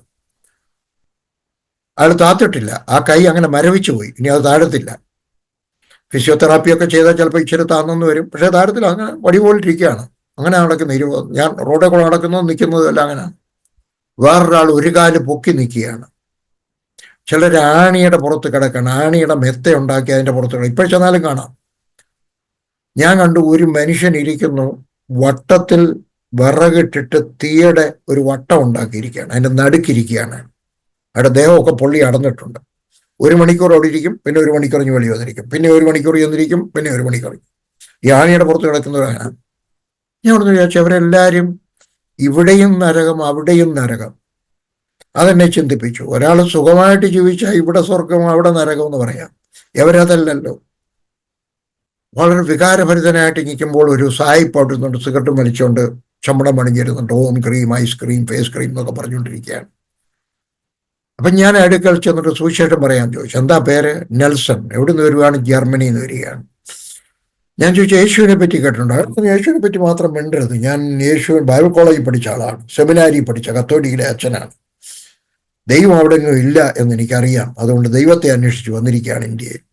അപ്പം ഞാൻ പതുക്കെ സാക്ഷ്യം പറഞ്ഞു, സിഗരറ്റ് വലി വിട്ട് അതൊക്കെ കേൾക്കാനാണ് പറഞ്ഞു, യേശുവിനെ പറ്റി പറയരുത്. അപ്പം എനിക്ക് ആരോടും സുവിശേഷം പറയാനുള്ള ഒരു കൃപ ദൈവം തന്നിട്ടുണ്ട്. അപ്പം ഞാൻ ആംഗിളിൽ കൂടെ സിഗരറ്റ് വലി വിട്ട് അതൊക്കെ പറഞ്ഞുകൊണ്ടിരിക്കുകയാണ്. അയാളത് ശ്രദ്ധിച്ച് കേൾക്കുവാണ്. അന്നേരം ഞാൻ കണ്ടത് ഈ നദിയുടെ തീരത്ത്, at the lips of the river, അതിനോട് ചേർന്ന് ഒരു കുടുംബം നിൽക്കുന്നു. അത് വിശ്വസിക്കാൻ പ്രയാസമാണ്. 300 പേരിടയ്ക്ക് ഒരു കുടുംബത്തെ എങ്ങനെയാണ് കാണുന്നത്? ദൈവം എന്നെ കാണിച്ചതായിരിക്കാം. ഒരു സ്ത്രീയും ഭർത്താവും. അവരെ കാണുമ്പോഴറിയാം ഗ്രാമത്തിൽ നിന്ന് വന്നതാണ്. തലമുടിയൊക്കെ പാറി പറന്നിരിക്കുന്നു, പഴയ വസ്ത്രം. ഇന്ന് ഗ്രാമത്തിലുള്ളവരുടെ എല്ലാവരുടെയും പട്ടണത്തിലുള്ളവരെല്ലാവരും വസ്ത്രം ഒന്നാ, പക്ഷെ അന്ന് വേറെയാണ്. ഞാനിങ്ങനെ നോക്കിയാൽ അപ്പൊ ആ സ്ത്രീ കൊച്ചിന് പാല് കൊടുക്കുകയാണ്, ബ്ലൗസ് നോക്കി പിടിച്ചോണ്ട്. ഭർത്താവ് ആ കൊച്ചിനെ ഇങ്ങനെ നോക്കി സൂക്ഷിച്ചു നോക്കി നിൽക്കുകയാണ്. അപ്പൊ ഞാൻ അവരെ ശ്രദ്ധിച്ചു നോക്കി. അവരങ്ങോട്ട് നോക്കി നിൽക്കുകയാണ്, സൂര്യനെ നോക്കി നിൽക്കുകയാണ്. പെട്ടെന്ന് ആ ഭർത്താവ് ഭാര്യയുടെ കയ്യിൽ നിന്ന് ആ കൊച്ചിനെ ഇങ്ങനെ പിടിച്ചു വാങ്ങിച്ചിട്ട് 2 കവിളിലും മാറി മാറി ഉമ്മ കൊടുത്തു. എന്നിട്ട് ആ കുഞ്ഞിനെ ഭാര്യ അടുക്കിലോട്ട് നീട്ടിക്കൊടുത്തു. ഭാര്യയും ഒരു ഉമ്മ കൊടുത്തു. എനിക്ക് അവരുടെ മുഖം കാണത്തില്ല, അവരങ്ങോട്ട് തിരിഞ്ഞിരിക്കുകയാണ്. എന്നിട്ട് ആ മനുഷ്യൻ ആ കൊച്ചിനെ വലിച്ചെടുത്ത് കാട്ടിലോട്ടെന്ന് പറഞ്ഞു. കരകവിഞ്ഞൊഴുകുന്ന ഗംഗാ നദിയുടെ ചേർത്ത് ആ കുഞ്ഞ് അപ്രത്യക്ഷമായി. ഒരു ശബ്ദം കേട്ടു. കുഞ്ഞ് അപ്രത്യക്ഷമായി. കുഞ്ഞ് പോയി. കുറച്ചു പേരൊക്കെ അങ്ങോട്ട് ഓടി, പക്ഷെ അവരൊക്കെ തിരിച്ചു പോരുന്നു. കാരണം അതൊക്കെ അവിടെ കോമൺ ആണ്. അന്ന് ഞാൻ അവിടെ ചെന്ന് ആ മനുഷ്യന്റെ അടുക്ക നിന്നു. അയാള് നിർവികാരനായിട്ട് നിൽക്കുകയാണ്. അയാളുടെ ഭാര്യ അവിടെ ഇരുന്നുകൊണ്ട് തലമുടി വലിച്ചു പറിച്ച് കരയുകയാണ്. ഞാൻ എടുക്ക ചോദിച്ചു, സാബ്ജി ആപ്നെ ക്യോ ഐസാ കിയാ ഹൈ? എന്താ ഇങ്ങനെ ചെയ്തേ? അയാൾ മിണ്ടുന്നില്ല. ഞാൻ ചോദിച്ചു, അത് പെൺകൊച്ചായിരുന്നു? അല്ല, ആൺകൊച്ചായിരുന്നു. അംഗഭംഗമുള്ള കൊച്ചായിരുന്നു? അല്ല, നല്ല ആരോഗ്യമുള്ള കൊച്ചായിരുന്നു. നിങ്ങൾക്കൊരു കൊച്ചിനെ വളർത്താൻ പ്രയാസമുള്ള ദരിദ്രനാണോ? ഞാനൊരു ദരിദ്രനാണ്, പക്ഷേ ആ കുഞ്ഞ് ജീവിച്ചിരുന്ന, ഹിന്ദി പറഞ്ഞെങ്കിലേ ഒക്കത്തുള്ളൂ. രാജകുമാർക്ക് ജയ്സോഫ്കോ പാൽത്തേ थे. ഞാനൊരു രാജകുമാരനെ പോലെ ആ കൊച്ചിനെ വളർത്തുമായിരുന്നു. ഞാൻ ചോദിച്ചു, പിന്നെ ആ കൊച്ചിനെ എന്തിനാ എടുത്തെറിഞ്ഞത്? പറഞ്ഞ് 2 ആഴ്ചയ്ക്ക് മുമ്പ് എൻ്റെ ഭാര്യയ്ക്ക് ഗംഗാദേവി പ്രത്യക്ഷപ്പെട്ടിട്ട് പറഞ്ഞു, നിന്റെ കൊച്ചിനെ എനിക്ക് തരാമെങ്കിൽ നിങ്ങളുടെ കുടുംബത്തിന് മുഴുവൻ മോക്ഷം തരാം, ഞാൻ വേറെ കൊച്ചിനെ തരാം. അതുകൊണ്ട് ആ കൊച്ചിനെ ഞങ്ങൾ ഗംഗാദേവിക്ക് കൊടുത്തതാണ്. ഞാൻ ആ മനുഷ്യൻ്റെ ഒരു പോഷത്വത്തിൻ്റെ ചോദ്യം ചോദിച്ചു, നിങ്ങൾ യേശു ക്രിസ്തു എന്ന് കേട്ടിട്ടുണ്ടോ? ഞാൻ കണ്ടയുടെ കണ്ണിങ്ങനെ പോകുന്നത് കണ്ടു. അയാൾ പറഞ്ഞു, ഇല്ല, അത് ഏത് മരുന്ന് കടയിൽ കിട്ടും. അയാൾ വിചാരിച്ചു അയാളുടെ ഭാര്യയ്ക്ക് ഹിസ്റ്റീരിക്കായിട്ടിരുന്ന് കരയുന്ന കൊച്ചല്ലയോ, ആ ഭാര്യയില്ലയോ, അയാൾ വാങ്ങിച്ചു കൊടുക്കാനുള്ള മരുന്നാന്ന് വിചാരിച്ചു. ഞാൻ പറഞ്ഞു അല്ല, ഇച്ചിരി 2 മിനിറ്റിനകത്ത് ഞാൻ സുവിശേഷം പറഞ്ഞു.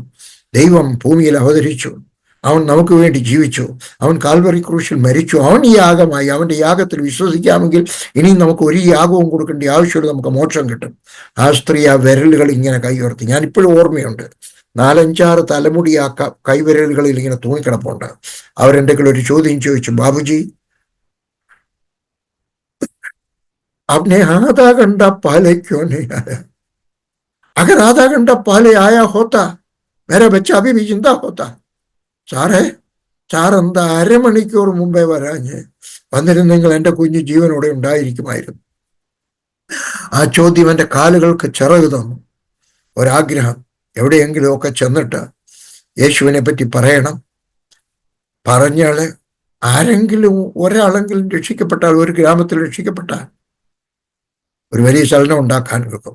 അതിൻ്റെ കൂടെ ഒരു കഥയൂടെ പറയാം. ഞാൻ ഒറീസയിൽ പോയി 1981. ഞാൻ വെറുതെ ഇരിക്കുന്ന മനുഷ്യനല്ല, ഞാൻ ഓഫീസിലിരുന്നുകൊണ്ട് മിഷൻ നടത്തുന്ന മനുഷ്യനല്ല, മിഷൻ ഫീൽഡിൽ പോയിട്ട് മിഷൻ നടത്തുന്ന മനുഷ്യനാണ്. അപ്പം 1979 ഒരു ചെറുപ്പക്കാരൻ ഒറീസയിൽ നിന്ന് പ്രവർത്തിക്കാൻ വന്നു. ഞാൻ അദ്ദേഹത്തെ 1980 അങ്ങോട്ട് അയച്ചു. 1980 ഞാൻ കൂടെ പോയി. തിരിച്ചു വന്ന് വെച്ചാൽ ലില്ലെടുക്കലും മക്കളെടുക്കലും കാര്യം പറഞ്ഞു. അവിടെ കൗവീന കൊടുത്ത ആള് പുരുഷന്മാര് ചന്തയിൽ പോന്നു. ഒരു കൊച്ചു മുണ്ടുടുത്ത സ്ത്രീകള്, മാറിമറയ്ക്കാത്ത സ്ത്രീകള് ഓഫീസിൽ പോന്നു. ജോലി ചെയ്യാൻ പോകുന്നതല്ല, കാര്യം സാധിക്കാൻ പോകുന്നു. ബസ്സിൽ യാത്ര ചെയ്യുന്നു. അവർ പറഞ്ഞ് ഞങ്ങളിവിടെ വരുന്നു. അങ്ങനെ 81 ഞാൻ അവിടെ ചെന്നു. അവിടെ ചെന്നൊരു ഗ്രാമത്തിൽ ഞങ്ങൾ വേല തുടങ്ങിക്കഴിഞ്ഞ് വെച്ച് തിരിച്ചു വന്നു. എനിക്കൊരു എഴുത്ത് വന്നു, എളുപ്പം ഇവിടെ വരണം, ഇവിടെ ഭയങ്കര ആളുകൾക്ക് താല്പര്യം. അങ്ങനെ ഒരു വിളി കെട്ടിയാൽ ഞാൻ അമേരിക്കയിൽ ഉള്ള ക്യാൻസൽ ചെയ്ത് ഇസ്രായേലിലുള്ള ക്യാൻസൽ ചെയ്ത് വെച്ച് പോകുന്ന മനുഷ്യനാണ്. ഞാൻ ഓടി അവിടെ ചെന്നു 3 ദിവസത്തെ ക്രൂസ് നടത്തി 35 പേര് സ്നാനപ്പെട്ടു. ഞാൻ സ്നാനപ്പെടുത്താറില്ല, ഞാൻ കണ്ടുകൊണ്ട് നിന്നിട്ട് കൈകൊട്ടി വെച്ചിരിക്കുന്ന മനുഷ്യനാണ്. അപ്പം ഞാൻ ഒരാളിനെ അവിടെ ആക്കി, അദ്ദേഹം സ്നാനപ്പെടുത്തി. ഞാനിങ്ങ് പോരുന്നു. ഞാൻ 5 വർഷം, അടുത്ത വർഷം ഞാൻ അവിടെ ചെന്നു. 5 വർഷം കഴിഞ്ഞ് ഞാൻ ചെന്നപ്പോൾ അവിടെ 800-600 പേരുണ്ടായി വിശ്വാസികൾ. ഞാൻ സുവിശേഷം പ്രസംഗിക്കാൻ എനിക്ക് സമയം തന്നു. ഞാൻ പ്രസംഗിച്ചു, Jehovah the Lord is my shepherd. യൂട്യൂബിലൂടെ കിടപ്പുണ്ട് ഇംഗ്ലീഷിൽ. The Lord is my shepherd. അത് കഴിഞ്ഞപ്പോൾ അവിടുത്തെ എൽഡർ എഴുന്നേറ്റ് എന്നിട്ട് സാക്ഷ്യം പറഞ്ഞു, വലിയ പാസ്റ്ററെ, 5 വർഷം മുമ്പ് ഇവിടെ വന്നപ്പോൾ ഞങ്ങൾ പുരുഷന്മാരെല്ലാവരും കൗബീന ഉടുത്ത് നടക്കുമായിരുന്നു. ഈ വില്ലേജിൽ ഒരാൾക്ക് മാത്രമേ പൈജാമ ഉണ്ടായിരുന്നുള്ളൂ, ഇവിടുത്തെ കട നടത്തുന്ന മനുഷ്യന്. ബാക്കി എല്ലാവർക്കും കൗബീനമായിരുന്നു. ഒരു സ്ത്രീക്ക് മാത്രമേ ബ്ലൗസ് ഉണ്ടായിരുന്നുള്ളൂ, അദ്ദേഹത്തിൻ്റെ ഭാര്യയായിരുന്നു. ബാക്കി എല്ലാവരും കൊച്ചു കൊണ്ടുകൊടുത്തുകൊണ്ട് നടക്കുമായിരുന്നു. നിങ്ങൾ വരുന്നത് വരെ ഞങ്ങൾ ഒരു നേരത്തെ ആഹാരം പോലും കഴിക്കാതായിരിക്കും മിക്കവാറും കിടക്കയിലോട്ട് പോകുന്നത്. പക്ഷെ യേശു വന്നതിന് ശേഷം ഞങ്ങൾക്ക് ഇപ്പോൾ എല്ലാവർക്കും പൈജാമയുണ്ട്. എനിക്ക് 4 എണ്ണം ഉണ്ട്. എല്ലാവർക്കും ബ്ലൗസ് ഉണ്ട്. നോക്കിയാട്ടെ, എല്ലാ പുരുഷന്മാർക്കും പൈജാമയുണ്ട്, എല്ലാ സ്ത്രീകൾക്കും ബ്ലൗസും ഉണ്ട്, എല്ലാ പിള്ളേർക്കും അണ്ടർവെയറും ഉണ്ട്. എന്നിട്ട് അവരൊരു കാര്യം പറഞ്ഞു, ആദ്യത്തെ സ്നാനം നടക്കുന്നത് വരെ ഞങ്ങളുടെ ഈ ഗ്രാമത്തിൽ ഒരു കൊച്ചിനെ ഞങ്ങൾ എല്ലാ വർഷത്തിലും ബലിയർപ്പിക്കുമായിരുന്നു. എന്നാൽ ആദ്യത്തെ സ്നാനം കഴിഞ്ഞതിന് ശേഷം ഞങ്ങളുടെ ഈ ഗ്രാമത്തിൽ ശിശുബലി നടന്നിട്ടില്ല. ഞങ്ങളുടെ ബന്ധുക്കളുടെ ഗ്രാമങ്ങളിലെല്ലാം ഇപ്പോഴും അവർ കൗവീനം കൊടുത്തു നടക്കുന്നു, ബ്ലൗസില്ലാതെ നടക്കുന്നു. അവരുടെ ഗ്രാമത്തിൽ വർഷത്തിൽ ഒരു കുഞ്ഞിനെയെങ്കിലും ബലി കഴിക്കും. പക്ഷെ ആദ്യത്തെ സ്നാനം കഴിഞ്ഞപ്പോൾ എന്നിട്ട് അയാൾ കൈകൂപ്പിക്കൊണ്ട് എന്തൊക്കെ പറഞ്ഞു, വലിയ പാസ്റ്ററെ, ഞങ്ങൾക്ക് സ്വർഗം ഇവിടെയും തന്നു, അവിടെയും തന്നു, വളരെ നന്ദി. ഞാൻ അന്നേരം ഓർത്തിടാ, ഗംഗാ നദിയിൽ എറിഞ്ഞ ഒരു കുഞ്ഞിനെ രക്ഷിക്കുവാൻ നമുക്ക് കഴിഞ്ഞാൽ, ഒരു ഗ്രാമത്തിൽ ഒരു സഭയുണ്ടായി കഴിഞ്ഞാൽ local church is the answer. അപ്പോൾ ഒരു വലിയ വെമ്പൽ എനിക്ക് അന്ന് തൊട്ടുണ്ടായി. ഈ ഗംഗാ നദിയിലെ കുഞ്ഞിൻ്റെ കഥ കണ്ടു കഴിഞ്ഞപ്പോൾ എല്ലായിടത്തും ചെല്ലണം, കഴിയുമെങ്കിൽ ഒരു ലോക്കൽ ചർച്ച് സ്ഥാപിക്കണം, സഭയില്ലാത്തിടത്ത്. അതാണ് എൻ്റെ വെമ്പൽ. ലോക്കൽ ചർച്ചിനെ കുറിച്ച് പറഞ്ഞതുകൊണ്ട് നമ്മുടെ ടീമിനെ കുറിച്ച്, ചർച്ചുകളെ എസ്റ്റാബ്ലിഷ് ചെയ്തതിനെ കുറിച്ച്, ഇന്ന് ഒത്തിരി ചർച്ചുകൾ അല്ലേ, ഒത്തിരി ചർച്ചുകൾ എസ്റ്റാബ്ലിഷ് ചെയ്യുവാൻ ദൈവം സഹായിച്ചു. അതിനെക്കുറിച്ച് ഒന്ന് പറയുകയാണെങ്കിൽ, കാരണം അങ്കിളുടെ ഒരു മെസ്സേജ് ഞാൻ കേട്ടിട്ടുണ്ട്. ചില വർഷങ്ങൾ ടാർഗറ്റ് അങ്കിൾ വെച്ചു, ഈ വർഷം ഇത്ര സഭ എന്നൊരു ടാർഗറ്റ് വെച്ചു. 1979 യവത്മാൾ ബൈബിൾ കോളേജിൽ ഉണ്ടായിരുന്ന അവിടുത്തെ പ്രൊഫസറായിരുന്ന ഡോക്ടർ റോജർ ഹെഡ്ലൻഡ്, അദ്ദേഹം അവിടുന്ന് പിന്നെ മദ്രാസിൽ പോയി ചർച്ച് ഗ്രോത്ത് അസോസിയേഷൻ എന്നൊരു സംഘടന സ്ഥാപിച്ചു. അപ്പോൾ അദ്ദേഹം യവത്മാളിലായിരിക്കുമ്പോൾ തൊട്ടേ എൻ്റെ ന്യൂസ് ലെറ്റർ കാണുന്നുണ്ടായിരുന്നു. അദ്ദേഹം വിചാരിച്ചു നടക്കത്തില്ല. എൻ്റെ പാസ്റ്റർ PM തോമസ് പോലും 10 വർഷം കൊണ്ട് 13 പേരെ സ്നാനപ്പെടുത്തിയുള്ളൂ. ഞാൻ 1 വർഷം കൊണ്ട് 100 പേരെ സ്നാനം ചുമ്മാ കള്ളം പറയുകയാണെന്ന് വിചാരിച്ചു.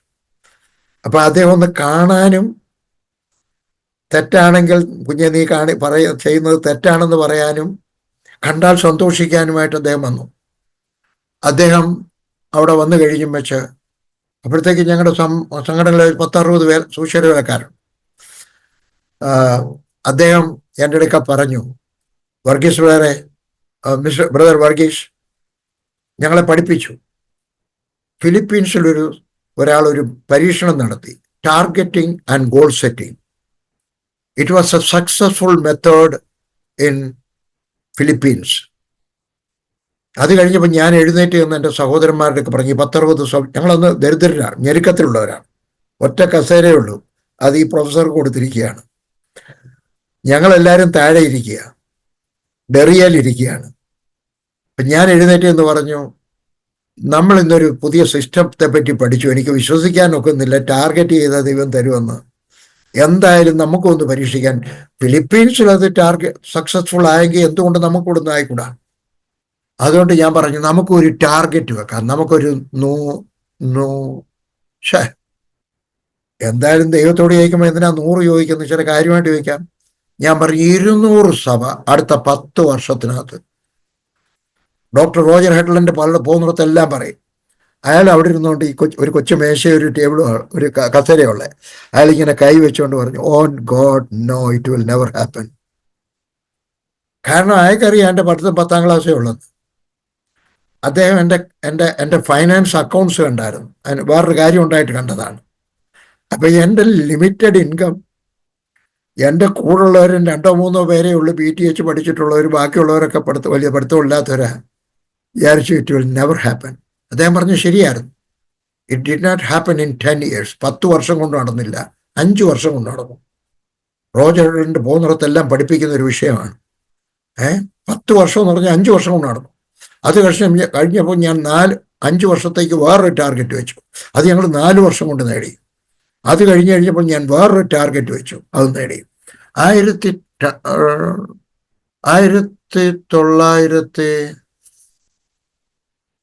1999 അല്ല 2000 ഞങ്ങൾ വെച്ചോ, 2000 ആകുമ്പോൾ 2000 സഭകൾ. അതും 1999 ഞങ്ങൾ നേടി.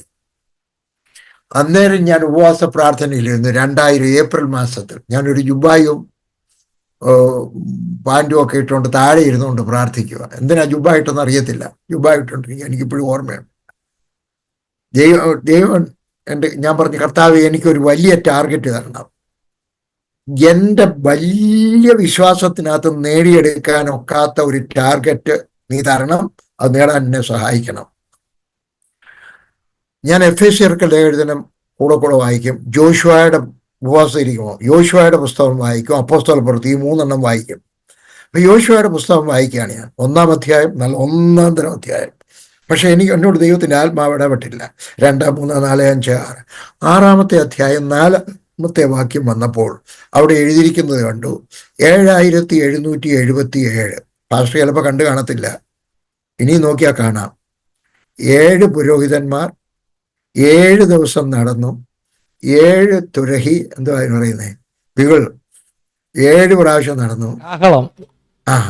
അങ്ങനെ 7 ഞാൻ കണ്ടു. 7777. ദൈവത്തിൻ്റെ ആത്മാവിൻ്റെ ഒക്കെ പറഞ്ഞു, Varghese, if you dare to believe in me, you can have 7,777 churches. ഇംഗ്ലീഷിലാണ് പറഞ്ഞത്, എന്തുകൊണ്ടാണെന്ന് എന്റെയൊക്കെ ചോദിക്കരുത്. If you dare to trust in me. ഞാൻ പറഞ്ഞു, ദൈവം ഈ 7,770 ഞാൻ എവിടുന്ന് രൂപ കൊണ്ട് കൊടുക്കും? It will kill me. എനിക്ക് അത്രയൊന്നും വേണ്ട. വേണം ഒരു വലിയത്, പക്ഷേ ഇത്രയും വേണ്ട. ഒരു 3,000-3,500 ഞാൻ ഉദ്ദേശിച്ചുള്ളൂ. അതുകൊണ്ട് ഞാൻ അടുത്ത വാക്യം വായിച്ചു. എൻ്റെ ബൈബിളിനകത്ത്, കിങ് ജെയിംസ് വേർഷൻ ബൈബിളിനകത്ത് ഇങ്ങനെ, അതുകൊണ്ടാണ് ഇംഗ്ലീഷ് സംസാരിക്കാൻ കാര്യം. ഇംഗ്ലീഷ് വേർഷനകത്ത് എഴുതിയിരിക്കുന്നു, it came to pass, it shall come to pass. ഞാനൊരു സന്തോഷിച്ചു. എടാ, എന്നെ കൊല്ലത്തില്ല, അത് തന്നെ നടക്കും. ഞാനങ്ങ് ചാടി എഴുന്നേറ്റ് ജുബ്ബ ഇങ്ങനെ പിടിച്ചോണ്ട് പറഞ്ഞു, എന്നാൽ ഇനി ആർക്കും കൊടുക്കണ്ട, മെത്തഡിസ്റ്റുകാർക്ക് കൊടുക്കണ്ട, എനിക്ക് തന്നാ ഞാൻ എടുത്തോളാം. 7,777 സഭയും 12 വർഷം കൊണ്ട് സാധിച്ചു. അപ്പൊ ടാർഗറ്റിങ് നല്ലതാണ്. നമ്മുടെ ഹൈ ജമ്പ് ചാടുന്നവർക്കും ലോങ് ജമ്പ് ചാടുന്നവർക്കും ടാർഗറ്റ് വെച്ചിട്ടാണല്ലോ, ചുമ്മാ അങ്ങ് ചാടുമല്ലല്ലോ. അപ്പൊ സഭകളും എൻ്റെ ശബ്ദം കേൾക്കുന്ന ആരെങ്കിലും ഒക്കെ ദൈവദാസന്മാരുണ്ടെങ്കിൽ പറയുകയാണ്, നിങ്ങളും ഒരു ടാർഗറ്റ്, ഒരു റീച്ചബിൾ ടാർഗറ്റ് വെച്ചാട്ട്. അല്ല, ഇത് കേട്ട് എൻ്റെ പ്രസംഗം കേട്ടുമ്പോൾ ഒരാൾ എന്ന് വെച്ച് പറഞ്ഞ്, ഞാൻ അടുത്ത വർഷം 500 പേരെ സ്ഥാനപ്പെടുത്താൻ പോവാം. 25 തുടങ്ങി 50 ആക്കി, പിന്നെ 100 ആക്കി, പിന്നെ 150 ആക്കി, പിന്നെ 200 ആക്കി, പിന്നെ 500 ആക്കണം. അപ്പോൾ reachable with only which you can reach only with the help of God. അങ്ങനെ ചെയ്തത് എനിക്ക് ഭാഗ്യമായി പോയി. ഇപ്പോഴും ടാർഗറ്റ്, അതുകൊണ്ടല്ലയോ കന്യാകുമാരി മുതൽ കാശ്മീർ വരച്ച് പോയതും ഒരു ടാർഗറ്റിനകത്താണ്. 2 ചോദ്യങ്ങൾ അങ്ങളെ ഈ പറഞ്ഞതുമായിട്ടുള്ള ബന്ധത്തിൽ. ഒന്ന്, ടാർഗറ്റ് വെക്കുന്നു, 5 വർഷം 10 വർഷത്തെ ടാർഗറ്റ് വെക്കുന്നു. ഇപ്പോൾ കന്യാകുമാരി മുതൽ ജമ്മു കാശ്മീർ വരെ യാത്ര ചെയ്തു. അടുത്ത 5 വർഷത്തേക്ക് 10 വർഷത്തേക്ക് എന്താണ് ടാർഗറ്റ്? എനിക്കറിയാം 84-ാമത്തെ വയസ്സിലാണ്. എന്നാൽ അങ്കിളിനെ പോലെയുള്ള ഒരാൾ 84 വയസ്സൊന്നും തോന്നത്തില്ല കേട്ടോ, ദൈവത്തിന് സ്തോത്രം. അങ്കിളിനെ പോലുള്ള ഒരാൾ എനിക്കറിയാം അടുത്ത 5, 10, 15 വർഷത്തേക്കൊക്കെ ടാർഗറ്റ് ഇപ്പോൾ തന്നെ സെറ്റ് ചെയ്തിട്ടുണ്ടാകും. എന്താണ് ടാർഗറ്റ്? പണ്ട് ഞാൻ പറഞ്ഞുകൊണ്ട് നടന്ന് ഞാൻ 86-ാമത്തെ വയസ്സിൽ മരിക്കുമെന്നായിരുന്നു. അപ്പൊ ഇന്നാളിലാണ് ഞാൻ വിചാരിച്ചത്, കഴിഞ്ഞ വർഷം ഞാൻ വിചാരിച്ചത്, ഞാനത് കേട്ടിട്ടുമുണ്ട്, ഞാൻ ഇങ്ങനെ പ്രാർത്ഥിച്ചിട്ടുണ്ട്, കർത്താവെ പിജിയോറിസ് അങ്കിൾ പറഞ്ഞിട്ടുള്ള 86-ാമത്തെ വയസ്സിൽ മരിക്കുന്ന എനിക്കും അത്രയൊക്കെ ആയുസ് തരണമെന്ന് ഞാൻ പ്രാർത്ഥിച്ചിട്ടുണ്ട്. ആ നമ്പർ പറഞ്ഞ് പ്രാർത്ഥിച്ചിട്ടുണ്ട്. അപ്പോഴേ ഞാൻ ബൈബിൾ പഠിച്ചപ്പോഴാണ് പലരും പറയും ഒരാളിൻ്റെ ആയുസ് വേറെ ആയാൽ 80. അതില്ല, അത് മരുഭൂമിയിലൂടെ നടന്ന മോശയുടെ പ്രാർത്ഥനയായിരുന്നു. കാരണം അത് കഴിഞ്ഞ് വെച്ച് പിന്നെ വല്ലവരൊക്കെ ഉണ്ടെങ്കിൽ എടുത്തുകൊണ്ട് നടക്കണം. അതിനാവാതെ 80 ആകുമ്പോഴത്തേക്ക് അങ്ങ് ചത്തോട്ടതുള്ളതാണ്. ഫൈൻ. എന്നാൽ ദൈവം നിശ്ചയിച്ചത്, മോശ എഴുതി വെച്ചിരിക്കുന്നത്, ദൈവം നിശ്ചയിച്ചത് 120 വർഷം എന്നാണ്. പക്ഷേ അബ്രഹാം അത് കഴിഞ്ഞു, യാക്കോബ് അത് കഴിഞ്ഞു. അങ്ങനെ ഉണ്ടെങ്കിൽ പി ജി ഓറിജിന് എന്തുകൊണ്ട് ഒരു 150 വർഷം കൂടെ ജീവിച്ചുകൂടാ? അതുകൊണ്ട് ഇപ്പം ഞാൻ 120+ആ ചോദിക്കുന്നത്. ദൈവത്തിൻ്റെ സ്തോത്രം. അപ്പോൾ ഒത്തിരി കാര്യങ്ങൾ ചെയ്യാനൊക്കും. 82 പുസ്തകം എഴുതി 100 പുസ്തകം എഴുതണമെന്നാണ് ആഗ്രഹം. പുസ്തകം എഴുതാൻ പ്രയാസമൊന്നുമല്ല, എൻ്റെ തലയ്ക്കകത്ത് പോയിന്റ്സൊക്കെ കിടപ്പുണ്ട്. മോശയെ പറ്റി എഴുതാം, യോശുവയെ പറ്റി എഴുതാം, പലതും എഴുതാം. പക്ഷേ ഇത് പ്രസിദ്ധീകരിക്കുന്നതും വായിക്കാൻ ഇന്ന് ആളുകൾ ആരും പുസ്തകങ്ങൾ വായിക്കുന്നില്ല. അതാണ് ഇപ്പോഴത്തെ ഒരു വലിയ പ്രശ്നം. എങ്കിലും 2-3 പുസ്തകം ഇപ്പോൾ ഉടനെ ഇറങ്ങും. അപ്പോൾ പലതുമുണ്ട്, ഇത് ചെയ്യണം. ഞാൻ ഈ വർഷത്തിൽ 5 രാജ്യത്ത് പോകാൻ വാക്ക് കൊടുത്തതായിരുന്നു. അമേരിക്ക, അത് പോകുന്നില്ല എന്ന് വിചാരിച്ചു. വാക്ക് കൊടുത്തത് മലേഷ്യ, മസ്കറ്റ്, ദുബായ്, ദോഹ, 4 രാജ്യത്ത് ഞാൻ വാക്ക് കൊടുത്തിരുന്നു, ഡേറ്റും കൊടുത്തിരുന്നു. പക്ഷെ ഞാൻ നിശ്ചയിച്ചു പോകുന്നില്ല. ഞാൻ അവർക്ക് എല്ലാവർക്കും എഴുതി ഞാൻ വരുന്നില്ല, വടക്കേ ഇന്ത്യക്ക് വേണ്ടി മാത്രം സൗത്ത് ഇന്ത്യയിലും പോകും ഞാൻ. പക്ഷെ എൻ്റെ ജീവിതം മുഴുവൻ വടക്കേ ഇന്ത്യയിൽ എന്നെ കൊണ്ട് മാത്രമല്ല, ഞങ്ങളുടെ സംഘടന മാത്രമല്ല, മറ്റ് സംഘടനകൾക്കും എനിക്ക് പ്രോത്സാഹനം കൊടുക്കാനൊക്കും, കത്തോലിക്ക സഭക്കാരെ കാണാനൊക്കും, മർത്തോമ സഭക്കാരെ കാണാനൊക്കും. ഒരിക്കൽ ഞാൻ പോയതാണ്, ബിഷപ്പുമാരെ എല്ലാം കണ്ടതാണ്. എന്നാൽ ഈ വർഷത്തിൽ തന്നെ ഞാൻ വീണ്ടും പോവുകയാണ്.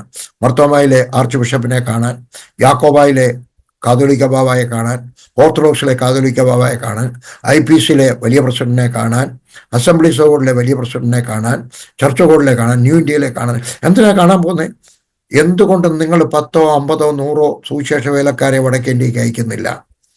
ഞാൻ മർത്തോമയിലെ വലിയ തിരുമേനിയെ കണ്ടും വെച്ച് ചോദിച്ചു. കഴിഞ്ഞ പ്രാവശ്യം ഇതുപോലെ എനിക്ക് പോയതാ, തൃശ്ശൂർ മുതൽ തിരുവനന്തപുരം വരെ. ഇനിയും പോകാൻ പോവാണ്, ഈ വർഷത്തിൽ പോയി ഞാൻ സെപ്റ്റംബറിൽ.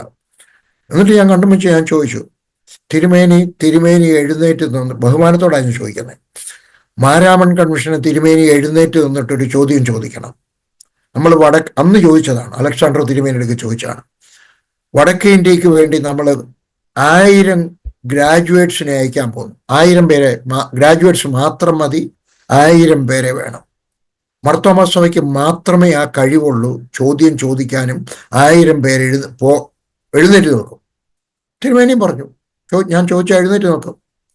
അത് കഴിയുമ്പോൾ ഞാൻ പറഞ്ഞു, തിരുമേനി ചോദിക്കണം, നിങ്ങളിൽ ഈ 1000 പേർക്ക് 1000 രൂപ വെച്ച് കൊടുക്കാൻ 2000 പേരെ വേണം.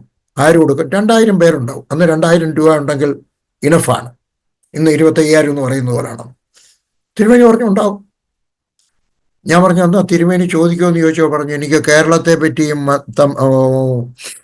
കർണാടകത്തെ പറ്റിയും മാത്രമേ ഭാരമുള്ളൂ. അത് ഓരോരുത്തരുടെയും മിഷനാണ്, അതിനപ്പുറത്തോട്ട് ഭാരക്കത്തില്ല. പക്ഷേ ചലഞ്ച് ചെയ്യാൻ എനിക്ക് ഒരാഗ്രഹമുണ്ട്. അപ്പം ഞങ്ങൾക്ക് ചെയ്യാനൊക്കെ ബാക്കിയുള്ളവർ ഞാൻ ചലഞ്ച് ചെയ്യാൻ പോവുകയാണ്. ഞാൻ 3 വർഷത്തിന് മുമ്പ് തിരുവനന്തപുരം മുതൽ കോട്ടയത്ത് വരെ ഏകദേശം 64 ബൈബിൾ കോളേജിൽ പോയിട്ട് ചലഞ്ച് ചെയ്തു വിദ്യാർത്ഥികൾക്ക്. വടക്കേ ഇന്ത്യക്ക് പോകാം, സുവിശേഷം കേട്ടില്ലാത്തവർക്ക് സുവിശേഷം പറയാം. ഇതുപോലെ തിരുമേനിമാരെ ചലഞ്ച് ചെയ്യാൻ ഈ വർഷത്തെ സെപ്റ്റംബറിൽ ഞാൻ പോവുകയാണ്. ബഹുമാനത്തോടെ, ആദരവോടെ, പുറകിലിരുന്നുകൊണ്ട് ഒരു കൊച്ചനിയൻ എന്ന നിലയിൽ ഞാൻ ചോദിക്കട്ടെ, എന്തുകൊണ്ട് നിങ്ങളുടെ സെമിനാരിയിൽ നിന്ന് ഗ്രാജുവേറ്റ് ചെയ്യുന്ന ഗ്രാജുവേറ്റ്സിൽ നിന്ന് 10% വടക്കേ ഇന്ത്യക്ക് അയക്കുന്നില്ല? യാക്കോബക്കാർക്ക് ചോദിക്കും, ഓർത്തഡോക്സുകാർക്ക് ചോദിക്കും, CSIക്കാർക്ക് ചോദിക്കും, ഇവാഞ്ചലിക്കാർക്ക് ചോദിക്കും, IPCക്കാർക്ക് ചോദിക്കും, അസംബ്ലീസുകാരൊക്കെ എന്തെങ്കിലുമൊക്കെ ഒരു ചലനം ഉണ്ടാക്കാനൊക്കെ ഒന്ന് എനിക്കൊരു ആഗ്രഹം. അടുത്ത 3 വർഷത്തേക്ക് നോ ഫോറിൻ ട്രിപ്സ്. ഇന്ത്യ മുഴുവൻ ഫോറിനിൽ പോയെങ്കിൽ എനിക്ക് രൂപ കിട്ടത്തുള്ളൂ. എൻ്റെ സുവിശേഷ വേലയ്ക്ക് രൂപ കിട്ടത്തുള്ളൂ. എൻ്റെ പേഴ്സണൽ എക്സ്പെൻസ്, ഞാൻ സംഘടനയിൽ നിന്ന് രൂപ എടുക്കാത്ത മനുഷ്യനാണ്. എൻ്റെ പേഴ്സണലായിട്ടുള്ള ചിലവാണ്. പക്ഷെ ഞാൻ വിചാരിച്ചതൊന്നും നടന്നില്ലെങ്കിലും വേണ്ടിയില്ല, എനിക്ക് എന്തെങ്കിലും ഇന്ത്യയെ പിടിച്ചൊന്ന് കുലുക്കുവാൻ എനിക്ക് സാധിക്കണം. ഭാരതം നമ്മുടെ ദേശമാണ്, നമ്മുടെ രാജ്യമാണ്. ഭാരത സുവിശേഷീകരണം നമ്മുടെ ചുമതലയാണ്. നാം താമസിച്ചു പോയി, അല്ല വളരെ താമസിച്ചു പോയി. ചടകുടഞ്ഞ് എഴുന്നേക്കാം. കാശ്മീർ മുതൽ കന്യാകുമാരി വരെ ഭാരതം ദൈവശബ്ദം കേൾക്കട്ടെ എന്നുള്ളൊരു മുദ്രാവാക്യമായിട്ട് പോവാണ്. 7777 എന്നൊരു സംഖ്യ ടാർഗറ്റ് വെച്ചു. രണ്ടാമത്തെ ചോദ്യം ഞാൻ ബാക്കി വെച്ചിരുന്ന രണ്ടാമത്തെ ചോദ്യമാണ്. അപ്പോൾ ഒരു വലിയ ഒരു കൂട്ടത്തെ ദൈവം തന്നു. അങ്കിൾ ഇനിയും ട്രാവൽ ചെയ്യുന്നു. അതുപോലെ തന്നെ ട്രാവൽ ചെയ്യുന്ന ഇൻ ദ സെൻസ് നോർത്ത് ഇന്ത്യയിലെ സ്റ്റേറ്റ്സിലൊക്കെ പോകുന്നു. അതോടൊപ്പം തന്നെ അടുത്ത ലെയർ ഓഫ് ലീഡർഷിപ്പിനെ കുറിച്ച് ടീമിൻ്റെയും വ്യത്യസ്തമാകുന്ന ചൂടുകളാണ് എപ്പോഴും അങ്കിൾ വെക്കുന്നതെന്ന് എനിക്കറിയാം. അങ്കിളിൻ്റെ ഈ ഗാന്ധിജിയുടെ സത്യാന്വേഷണ പരീക്ഷണങ്ങളെന്ന് പറയുന്ന പോലെ PG വർഗീസിന്റെ വിശ്വാസ പരീക്ഷണങ്ങളുണ്ട്. അപ്പം അത് IIT-യുടെ കാര്യത്തിലാണെങ്കിലും അങ്ങനെയുള്ള വിശ്വാസ പരീക്ഷണങ്ങൾ ഇനിയും ഉണ്ടോ? ഇനിയും അടുത്ത നേതൃത്വത്തിലേക്കുള്ള പരീക്ഷണങ്ങൾ അതൊക്കെ ഒന്ന് പറയുകയാണെങ്കിൽ. എനിക്കൊരാഗ്രഹം ഉണ്ടായിരുന്നു, 60 വയസ്സാകുമ്പോൾ എൻ്റെ സംഘടനയുടെ ചുമതല വേറെ ആർക്കെങ്കിലും കൊടുക്കണമെന്ന്. അത് നടന്നില്ല. 62-ാമത്തെ വയസ്സിലാണ് സാധിച്ചത്. കാരണം ഞാൻ ഒരാളിനെ തയ്യാറാക്കിക്കൊണ്ടുവന്നത് അദ്ദേഹം മാറിപ്പോയി. അതുകൊണ്ട് പിന്നെ എനിക്ക് വേറൊരാളിനെ തിരഞ്ഞെടുക്കേണ്ടി വന്നു. ദൈവത്തിൻ്റെ കൃപ കൊണ്ട് എൻ്റെ കസേര എൻ്റെ മക്കൾക്ക് കിട്ടണമെന്നൊരു വാശി ചിന്ത പോലും എനിക്കൊരിക്കലും ഉണ്ടായിട്ടില്ല. ഒരിക്കൽ എൻ്റെ കൂടെ ഉണ്ടായിരുന്ന, ഞാൻ അടുത്ത ലീഡറാകാനായിട്ട് തിരഞ്ഞെടുത്തുകൊണ്ടിരുന്ന ആൾ എൻ്റെ ഒക്കെ പറഞ്ഞു, എന്നെ ബ്രദർ എന്നാണ് വിളിക്കുന്നത്. ബ്രദറിൻ്റെ പാദ്രിഷാബ് എന്നാണ് വിളിക്കുന്നത്. പാദ്രിഷാബിൻ്റെ മോനെ ആക്കിയാട്ടെ, അബിയാക്കിയാട്ടെ, അബിയുടെ കീഴിൽ എനിക്ക് സുവിശേഷ വേല ചെയ്യുന്നതിന് ലീഡർ ഒരു പ്രയാസവും ഇല്ല. ഞാൻ പറഞ്ഞില്ല, ദൈവത്തിൻ്റെ ഉദ്ദേശം അങ്ങനെ ആയിരിക്കത്തില്ല. ദൈവത്തിന് എൻ്റെ മകനെ സുവിശേഷ ലീഡറാക്കണമെന്ന് ആഗ്രഹമുണ്ടെങ്കിൽ അവൻ ഒറീസയിലോട്ട് പോട്ടെ, അവിടെ ഒരു സുവിശേഷ വേലക്കാരനായി തീരട്ടെ, അവനവിടെ ഒരു ജൂനിയർ ലീഡറായി തീരട്ടെ, എന്നിട്ട് അവനൊരു സീനിയർ ലീഡറായി തീരട്ടെ, എന്നിട്ട് ആവട്ടെ. പക്ഷേ എൻ്റെ ഇതിനകത്ത് അവൻ എൻ്റെ കയ്യിൽ നിന്ന് നേരെ കസേര അവന് കിട്ടണമെന്ന് ആഗ്രഹമില്ല. പക്ഷേ ഞാൻ ഒത്തിരി പേരെ തയ്യാറാക്കിയെടുത്തു. എൻ്റെ ഓർമ്മ ശരിയാണെങ്കിൽ 21 പേരെ ഞാൻ വിദേശത്ത് അയച്ച് പഠിപ്പിച്ചിട്ടുണ്ട് ബൈബിൾ കോളേജുകളിൽ. എൻ്റെ മക്കളുടെ കാര്യമല്ലേ പറഞ്ഞ്, ടീമിനകത്തുള്ളവർ. ഇപ്പം ഞങ്ങളുടെ സംഘടനയിൽ കുറഞ്ഞത് ഒരു 60 പേരെങ്കിലും കാണും മാസ്റ്റേഴ്സ് ഡിഗ്രി ഉള്ളവർ. ഒരാളിനെ 3 വർഷത്തേക്ക് മാസ്റ്റേഴ്സിന് വിടണമെങ്കിൽ രൂപ എന്തുമാത്രം ചിലവുണ്ടെന്നറിയാം. ഏകദേശം 8 ലക്ഷം രൂപ ചിലവുണ്ട്. ദൈവം ഞങ്ങളെ ഈ രൂപ തരുന്നു. എവിടുന്ന് വരുന്നെന്ന് എനിക്ക് അറിഞ്ഞുകൂടാ. പ്രാർത്ഥിക്കുന്നു, ആളുകൾ തരുന്നു. ഞങ്ങളുടെ 60% രൂപയും ഇന്ത്യയിൽ നിന്ന് വരികയാണ്. ബാക്കി 40%, 50-50 എന്ന് പറയുന്നത് കുറച്ചുകൂടെ കറക്റ്റ് ആയിരിക്കും. എങ്കിലും 60-40 ഞങ്ങളുടെ വിദേശത്തുനിന്ന് വരികയാണ്. ആരോടും ചോദിച്ചിട്ട് വരുന്നതല്ല, വിലയെപ്പറ്റി വരുന്നു. ഞങ്ങൾക്കൊരു മാസികയുണ്ട്. മാസിക വായിക്കുമ്പോൾ ആളുകൾ ഭാരത്തോടെ തരുന്നു. പക്ഷെ 60 പേരിലധികം ഞങ്ങൾക്ക് മാസ്റ്റേഴ്സ് ഉള്ള ആളുകളുണ്ട്. മലയാളികൾ, ഹിന്ദിക്കാർ, പഞ്ചാബികൾ പലയിടത്തായിട്ടുണ്ട്. അപ്പോൾ നല്ലൊരു ലീഡർഷിപ്പ് ലെവൽ, ഒരു നിര ഞങ്ങളുടെ സംഘടനയ്ക്ക് ഉണ്ട്. ഇനിയും ആളുകളെ എല്ലാ വർഷത്തിലും ഞങ്ങൾ ഒരു 10-15 പേരെ മാസ്റ്റേഴ്സിന് വിടാൻ തീരുമാനിച്ചിരിക്കുകയാണ്. ഈയിടയ്ക്കും ഞങ്ങൾ അതിനെപ്പറ്റി സംസാരിച്ചു. അപ്പം ലീഡർഷിപ്പ് ഒരു വലിയ പ്രശ്നമായിട്ട് വന്നിട്ടില്ല. ഇത്രയേ ഉള്ളൂ. ഒരു മലയാളി ഒരു ലീഡറാവുന്നത് പോലെ വടക്കേ ഇന്ത്യയിൽ നിന്ന് ഒരാൾ, ഇത് വടക്കേ ഇന്ത്യക്കാരുടെ ആരെങ്കിലും പറയരുത്, അവർക്ക് ദേഷ്യം വരും. ഒരു മലയാളി രക്ഷിക്കപ്പെടുമ്പോഴേ ഒരു ലീഡറായിട്ടാണ് രക്ഷിക്കപ്പെടുന്നത് മിക്കവാറും. വടക്കേ ഇന്ത്യയിൽ അങ്ങനെയല്ല. അവരധികവും വരുന്നത് ഒന്നിൽ അവർക്കൊരു അപകർഷാബോധത്തോടോ ഒക്കെയാണ്. എന്നാൽ അവരുടെ 2ാമത്തെ തലമുറയിലും 3ാമത്തെ തലമുറയിലുള്ള ഒരു നല്ല ലീഡർമാരാകും. ഞങ്ങളുടെ ചിലരൊക്കെ ലീഡർമാരായിരിക്കുന്നത് ഞങ്ങൾക്ക് പോലും അത്ഭുതമാണ്. ഇന്ന് ഞങ്ങളുടെ സംഘടനയുടെ പ്രസിഡന്റ് ആക്കിയാൽ കൊണ്ടു നടക്കാൻ കഴിയുള്ള ഇന്ത്യക്കാർ ഞങ്ങൾക്കുണ്ട്.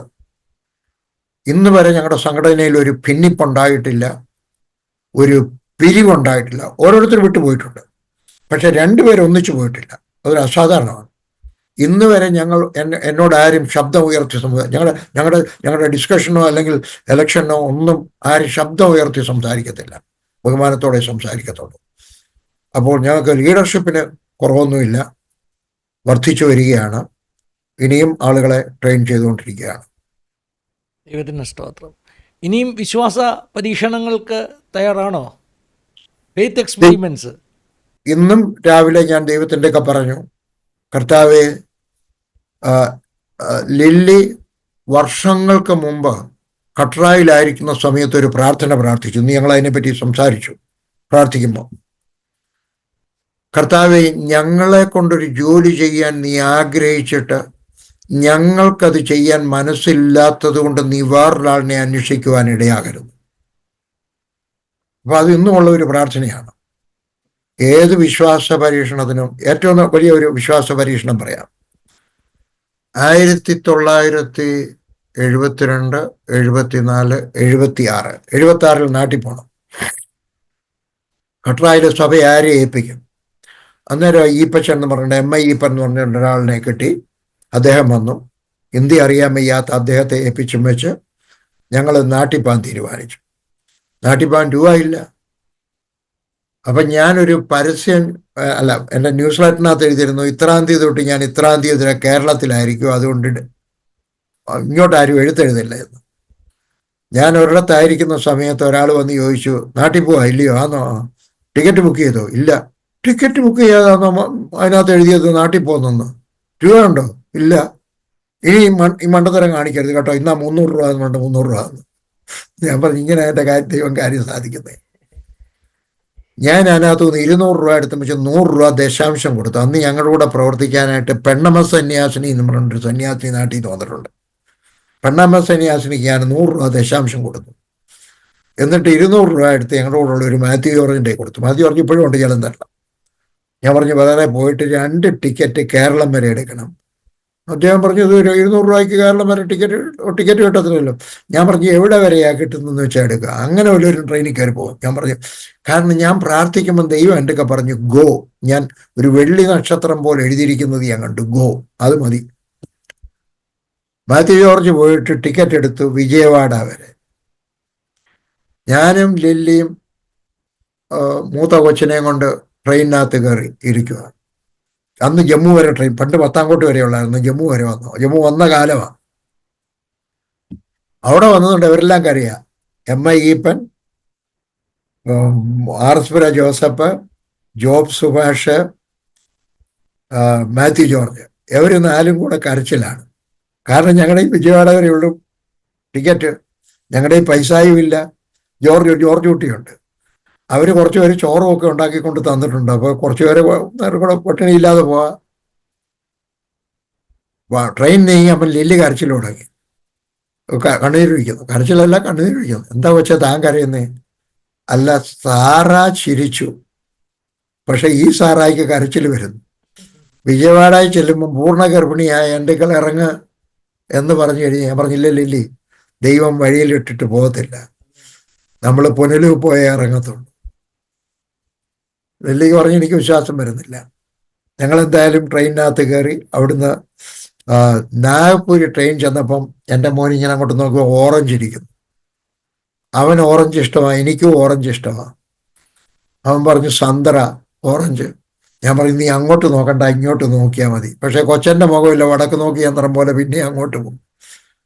ഞാൻ വിചാരിച്ചു അവനെയും കൊണ്ട് അങ്ങ് വെളിയിലോട്ട് ഇറങ്ങാമെന്ന് വിചാരിച്ചു. വെളിയിലോട്ട് ഇറങ്ങിയപ്പോൾ ഒരു ഓടി വന്ന് ഒരു മനുഷ്യന് ഞാനുമായിട്ട് കൂട്ടി അങ്ങ് മുട്ടി. ഞാൻ ചോദിച്ചു ക്യാ ദിഖായി नहीं देता है? അപ്പോൾ അയാൾ ചോദിച്ചു ക്യാ ആപ്പോ ദിഖായി नहीं देता है? എന്നിട്ട് എന്നെ നോക്കിക്കൊണ്ട് ചോദിച്ചു PG വർഗീസ് അല്ലയോ? ഞാൻ പറഞ്ഞാന്ന് കട്രായിലുള്ള ആന്ന്. എന്നെ അറിയാമോ? ഇല്ല, എൻ്റെ പേരാ ഗുഡേ. ഞാൻ ഒരിക്കൽ ഡൽഹി വന്നു വെച്ച് നിൻ്റെയൊക്കെ വഴി ചോദിച്ചു മെത്തഡിസ്റ്റ് ചർച്ചിൽ പോകുന്നത് എങ്ങനെയാന്ന്. നീ എൻ്റെ പെട്ടിയുടെ ഒരറ്റത്ത് പിടിച്ചോണ്ട് എന്നെ അവിടെ വരെ കൊണ്ട് എത്തിച്ചില്ലയോ? പറഞ്ഞു എനിക്ക് ഓർമ്മയുണ്ട്. നല്ല ചൂടുകാലത്ത് ഞാൻ ആ കൂടെയാ. നീ എവിടെ പോവാ? ഞാൻ പറഞ്ഞു നാട്ടിൽ പോവാ. ഇത് കുഞ്ഞാണോ? ആന്നോ? അപ്പോൾ കുടുംബമായിട്ട് പോവാ. എന്തിയാ ഭാര്യ എന്തിയാ? കയറി വന്നു കണ്ടു. ഞാൻ ഇപ്പോൾ വരാൻ കേട്ടോ. അങ്ങ് പോയി. അപ്പോൾ എനിക്കൊരാശ്വാസം. എൻ്റെ ആകെ 25 പൈസയേ ഉള്ളൂ. നാഗ്പൂരിൽ നിന്ന് അങ്ങോട്ട് പോകാൻ ആഹാരത്തിന് പോലും പൈസ ഇല്ല കേട്ടോ. അയാൾ പോയി. എനിക്കറിയാം ഓറഞ്ച് വാങ്ങിക്കാൻ പോയത്. എൻ്റെ കർത്താവ്, എൻ്റെ കൊച്ചൻ്റെ കണ്ണുനീര് നീ കണ്ടല്ലോ. ശരി, കയറി വാഹനയുടെ ഒരു ഓറഞ്ച് പോലും ഇല്ല കേട്ടോ. ഞാൻ വിചാരിച്ചടാ ഈ പെട്ടി എടുത്തോണ്ട് വേണമെന്ന് എൻ്റെ ഒരു നന്ദിയുള്ളവനാണെങ്കിൽ ഒരു ഓറഞ്ചെങ്കിലും വാങ്ങിച്ചാറുണ്ടായോ. ഇപ്പോഴത്തേക്ക് കണ്ടക്ടർ വിസിലടിച്ചു. അയാൾ പറഞ്ഞു ഞാനൊരു കവറ് വാങ്ങിക്കാൻ പോയതായിരുന്നു കേട്ടോ, ഈ കവറ് പിടിച്ചു, ഇതിനകത്ത് കുറച്ച് രൂപയുണ്ട്, നിങ്ങളുടെ യാത്രയ്ക്ക് വേണ്ടിയാണ്. കുറെ വിജയവാഡയിൽ നിന്ന് പുനലൂർ വരെ ടിക്കറ്റ് എടുക്കാനും 100 രൂപ ഷാപ്പാടിനും അതിനകത്ത് പൈസ ഉണ്ടാക്കി. ദൈവം വഴിയിലിട്ടിട്ട് പോകുന്ന ദൈവമല്ല. ദൈവമല്ല. ഒത്തിരി അനുഭവങ്ങൾ കേൾക്കാനുണ്ടെങ്കിൽ ട്രെയിൻ തിരിച്ചു വന്ന കഥ, പിന്നെ അതുപോലെ ബോംബെ വെച്ചാന്ന് തോന്നുന്നല്ലേ കൈക്കകത്ത് താഴ് പൊട്ടിയ ഒരു അനുഭവം. അതൊക്കെ ഒത്തിരി അനുഭവങ്ങൾ. ഞാനിതെല്ലാം ഞാനിങ്ങനെ വായിച്ച് ഞാൻ അപ്ലൈ ചെയ്യാൻ ശ്രമിക്കാറുണ്ട് കേട്ടോ. എൻ്റെ ബൈക്കിൻ്റെ ചാവി കളഞ്ഞു പോയപ്പം ഞാൻ വേറൊരു ചാവി കൊണ്ട് കയറ്റിയിട്ടിട്ട് പറഞ്ഞു പിജിയോറിസങ്ങളുടെ കൈ താഴ് പൊട്ടുമെങ്കിൽ എനിക്ക് വേണ്ടി ഈ ചാവി വർക്ക് ചെയ്യും, യേശുവിൻ്റെ നാമത്തിൽ തുറക്കട്ടെന്ന് പറഞ്ഞ് ഞങ്ങളെ ഒറ്റ പ്രാവശ്യമേ തുറന്നുള്ളൂ. ബൈക്ക് എൻ്റെ വീട്ടിൽ കൊണ്ടുവച്ചു. അതിനുശേഷം ആ ചാവി ഉപയോഗിക്കപ്പെട്ടിട്ടില്ല. ഞങ്ങളുടെ അത് ഏത് താഴാന്നറിയാമോ? എയിൽ എന്ന് പറഞ്ഞ കമ്പനിയുടെ, ഇംഗ്ലണ്ടിലെ YALE എന്ന് പറഞ്ഞ കമ്പനിയുടെ താഴാണ് കുട്ടീൻ്റെ കൈക്കകത്ത് പൊട്ടിയത്. പൊട്ടി വീണു. ഞാനൊരിക്കൽ ഞങ്ങളുടെ ചർച്ചിൽ ഒരു ഫാസ്റ്റിംഗ് പ്രയർ നടക്കുമ്പോൾ അവിടെ കട്ടറയെ വെച്ചാന്ന് തോന്നുന്നത് മണ്ണെണ്ണ വർദ്ധിച്ചത് അല്ലേ? ആ അനുഭവം ഞങ്ങളുടെ ചർച്ചിൽ പറഞ്ഞു. ഞങ്ങളെ അടുത്ത ഞായറാഴ്ച ഞങ്ങളുടെ ചർച്ചിൽ ഒരു സാക്ഷ്യം വന്നു. സാക്ഷ്യം ഇങ്ങനെ, ഞങ്ങളുടെ ഒരു ബംഗാളിൽ നിന്നുള്ളൊരു സഹോദരി അന്ന് വൈകിട്ട്, ആ സാക്ഷ്യം ഞാൻ പറഞ്ഞ ദിവസം വൈകിട്ട് അവർ ചപ്പാത്തിൻ്റെ ആളും ഉണ്ടാക്കിക്കൊണ്ടിരിക്കുമ്പോൾ അവരുടെ സ്റ്റൗവിൽ മണ്ണെണ്ണ തീരുന്നു. അവരവരുടെ ഭർത്താവിനെ പറഞ്ഞ് ഒരു ജാറ് കൊടുത്ത് പറഞ്ഞു വിട്ടു മണ്ണെണ്ണ വാങ്ങിച്ചുകൊണ്ട് വരാൻ. 10 മണി കഴിഞ്ഞുകൊണ്ട് എല്ലാ കടയും അടച്ചു. അയാൾ മണ്ണെണ്ണ കിട്ടിയില്ലെന്ന് പറഞ്ഞ് തിരിച്ചു വന്നു. അപ്പോഴാണ് അവരോർക്കുന്നത് രാവിലെ പറഞ്ഞ അങ്കിളുടെ സാക്ഷ്യം. അവരെ സ്റ്റൗവെ കൈവച്ച് പ്രാർത്ഥിച്ചു. സ്റ്റൗ രണ്ടാമത് കത്തി ചപ്പാത്തിയും ഡാളും മുഴുവൻ അവരുണ്ടാക്കി. അടുത്ത ഞായറാഴ്ച ഞങ്ങളുടെ സമയം ഒന്ന് സാക്ഷ്യം പറഞ്ഞു. ഒരു സാക്ഷ്യമല്ലേ? സ്തോത്രം. എത്ര അത്ഭുതവാനാകുന്ന. ഞാൻ 1-2 ചോദ്യം കൊണ്ട് ചോദിച്ചോട്ടെ. എനിക്കറിയാം ഒത്തിരി ചോദ്യങ്ങളായി, ഒത്തിരി സമയങ്ങൾ തന്നു. ഏറ്റവും വലിയ സത്യാന്വേഷണ പരീക്ഷണമല്ല, നമ്മൾ സത്യം കണ്ടെത്തിയവരാണ്. ഏറ്റവും വലിയ വിശ്വാസ പരീക്ഷണം പറഞ്ഞു. ഏറ്റവും വലിയ ജീവിതത്തിൽ അനുഭവിച്ച ഒരു ചലഞ്ച് ഏതായിരിക്കും? ചുരുക്കമായിട്ട് പറഞ്ഞു, ഒറ്റ വാചകത്തിൽ പറഞ്ഞാലും മതി. ഏറ്റവും വലിയ ചലഞ്ച് എന്ന് പറയുന്ന ഒരു അനുഭവം അങ്ങനെ എന്തെങ്കിലും ഉണ്ടായിട്ടുണ്ടോ? ആകാം. സാധാരണക്കാർ വിചാരിക്കുന്നവരുള്ള ചലഞ്ചുകളൊന്നും എൻ്റെ ജീവിതത്തിനകത്ത് ഉണ്ടായിട്ടില്ല. നിരാശ എനിക്കുണ്ടായിട്ടില്ല. ഇട്ടിട്ട് പോകണമെന്ന് എനിക്ക് തോന്നിയിട്ടില്ല. എന്നാൽ ഉണ്ടായ വേറൊരു വലിയ ചലഞ്ച്, ഒരാളെനിക്ക് ദോഷം ചെയ്തിട്ട് പോയി. ഞാൻ വളർത്തിയെടുത്ത ഒരു തിമോത്തി, ഇത് കേൾക്കുന്നവർക്ക് ആർക്കും മനസ്സിലാവത്തില്ല, അതുകൊണ്ട് അങ്ങനെ പറയുകയാണ്. ഞാൻ വളർത്തിയെടുത്ത ആദ്യകാലത്ത് വളർത്തിയെടുത്ത ഒരാൾ എനിക്ക് ദോഷം ചെയ്തിട്ട് പോയി. ചെയ്യാവുന്ന ദോഷം എല്ലാം ചെയ്തു. കാരണം എൻ്റെ എല്ലാ സപ്പോർട്ടർമാരുടെയും അഡ്രസ്സ് അദ്ദേഹത്തിൻ്റെ കയ്യിലുണ്ടായിരുന്നു. ജോൺ ഓസ്റ്റിൻ്റെ വരെ അഡ്രസ്സ് അദ്ദേഹത്തിൻ്റെ കയ്യിലുണ്ടായിരുന്നു. അവർക്കെല്ലാവർക്കും എഴുതി, Indian evangelical team is A Den of thieves and robbers, so I left it. ഒറ്റ വാചകം, പക്ഷെ അത് മതിയായിരുന്നു. കുറച്ച് നാൾ കഴിഞ്ഞു.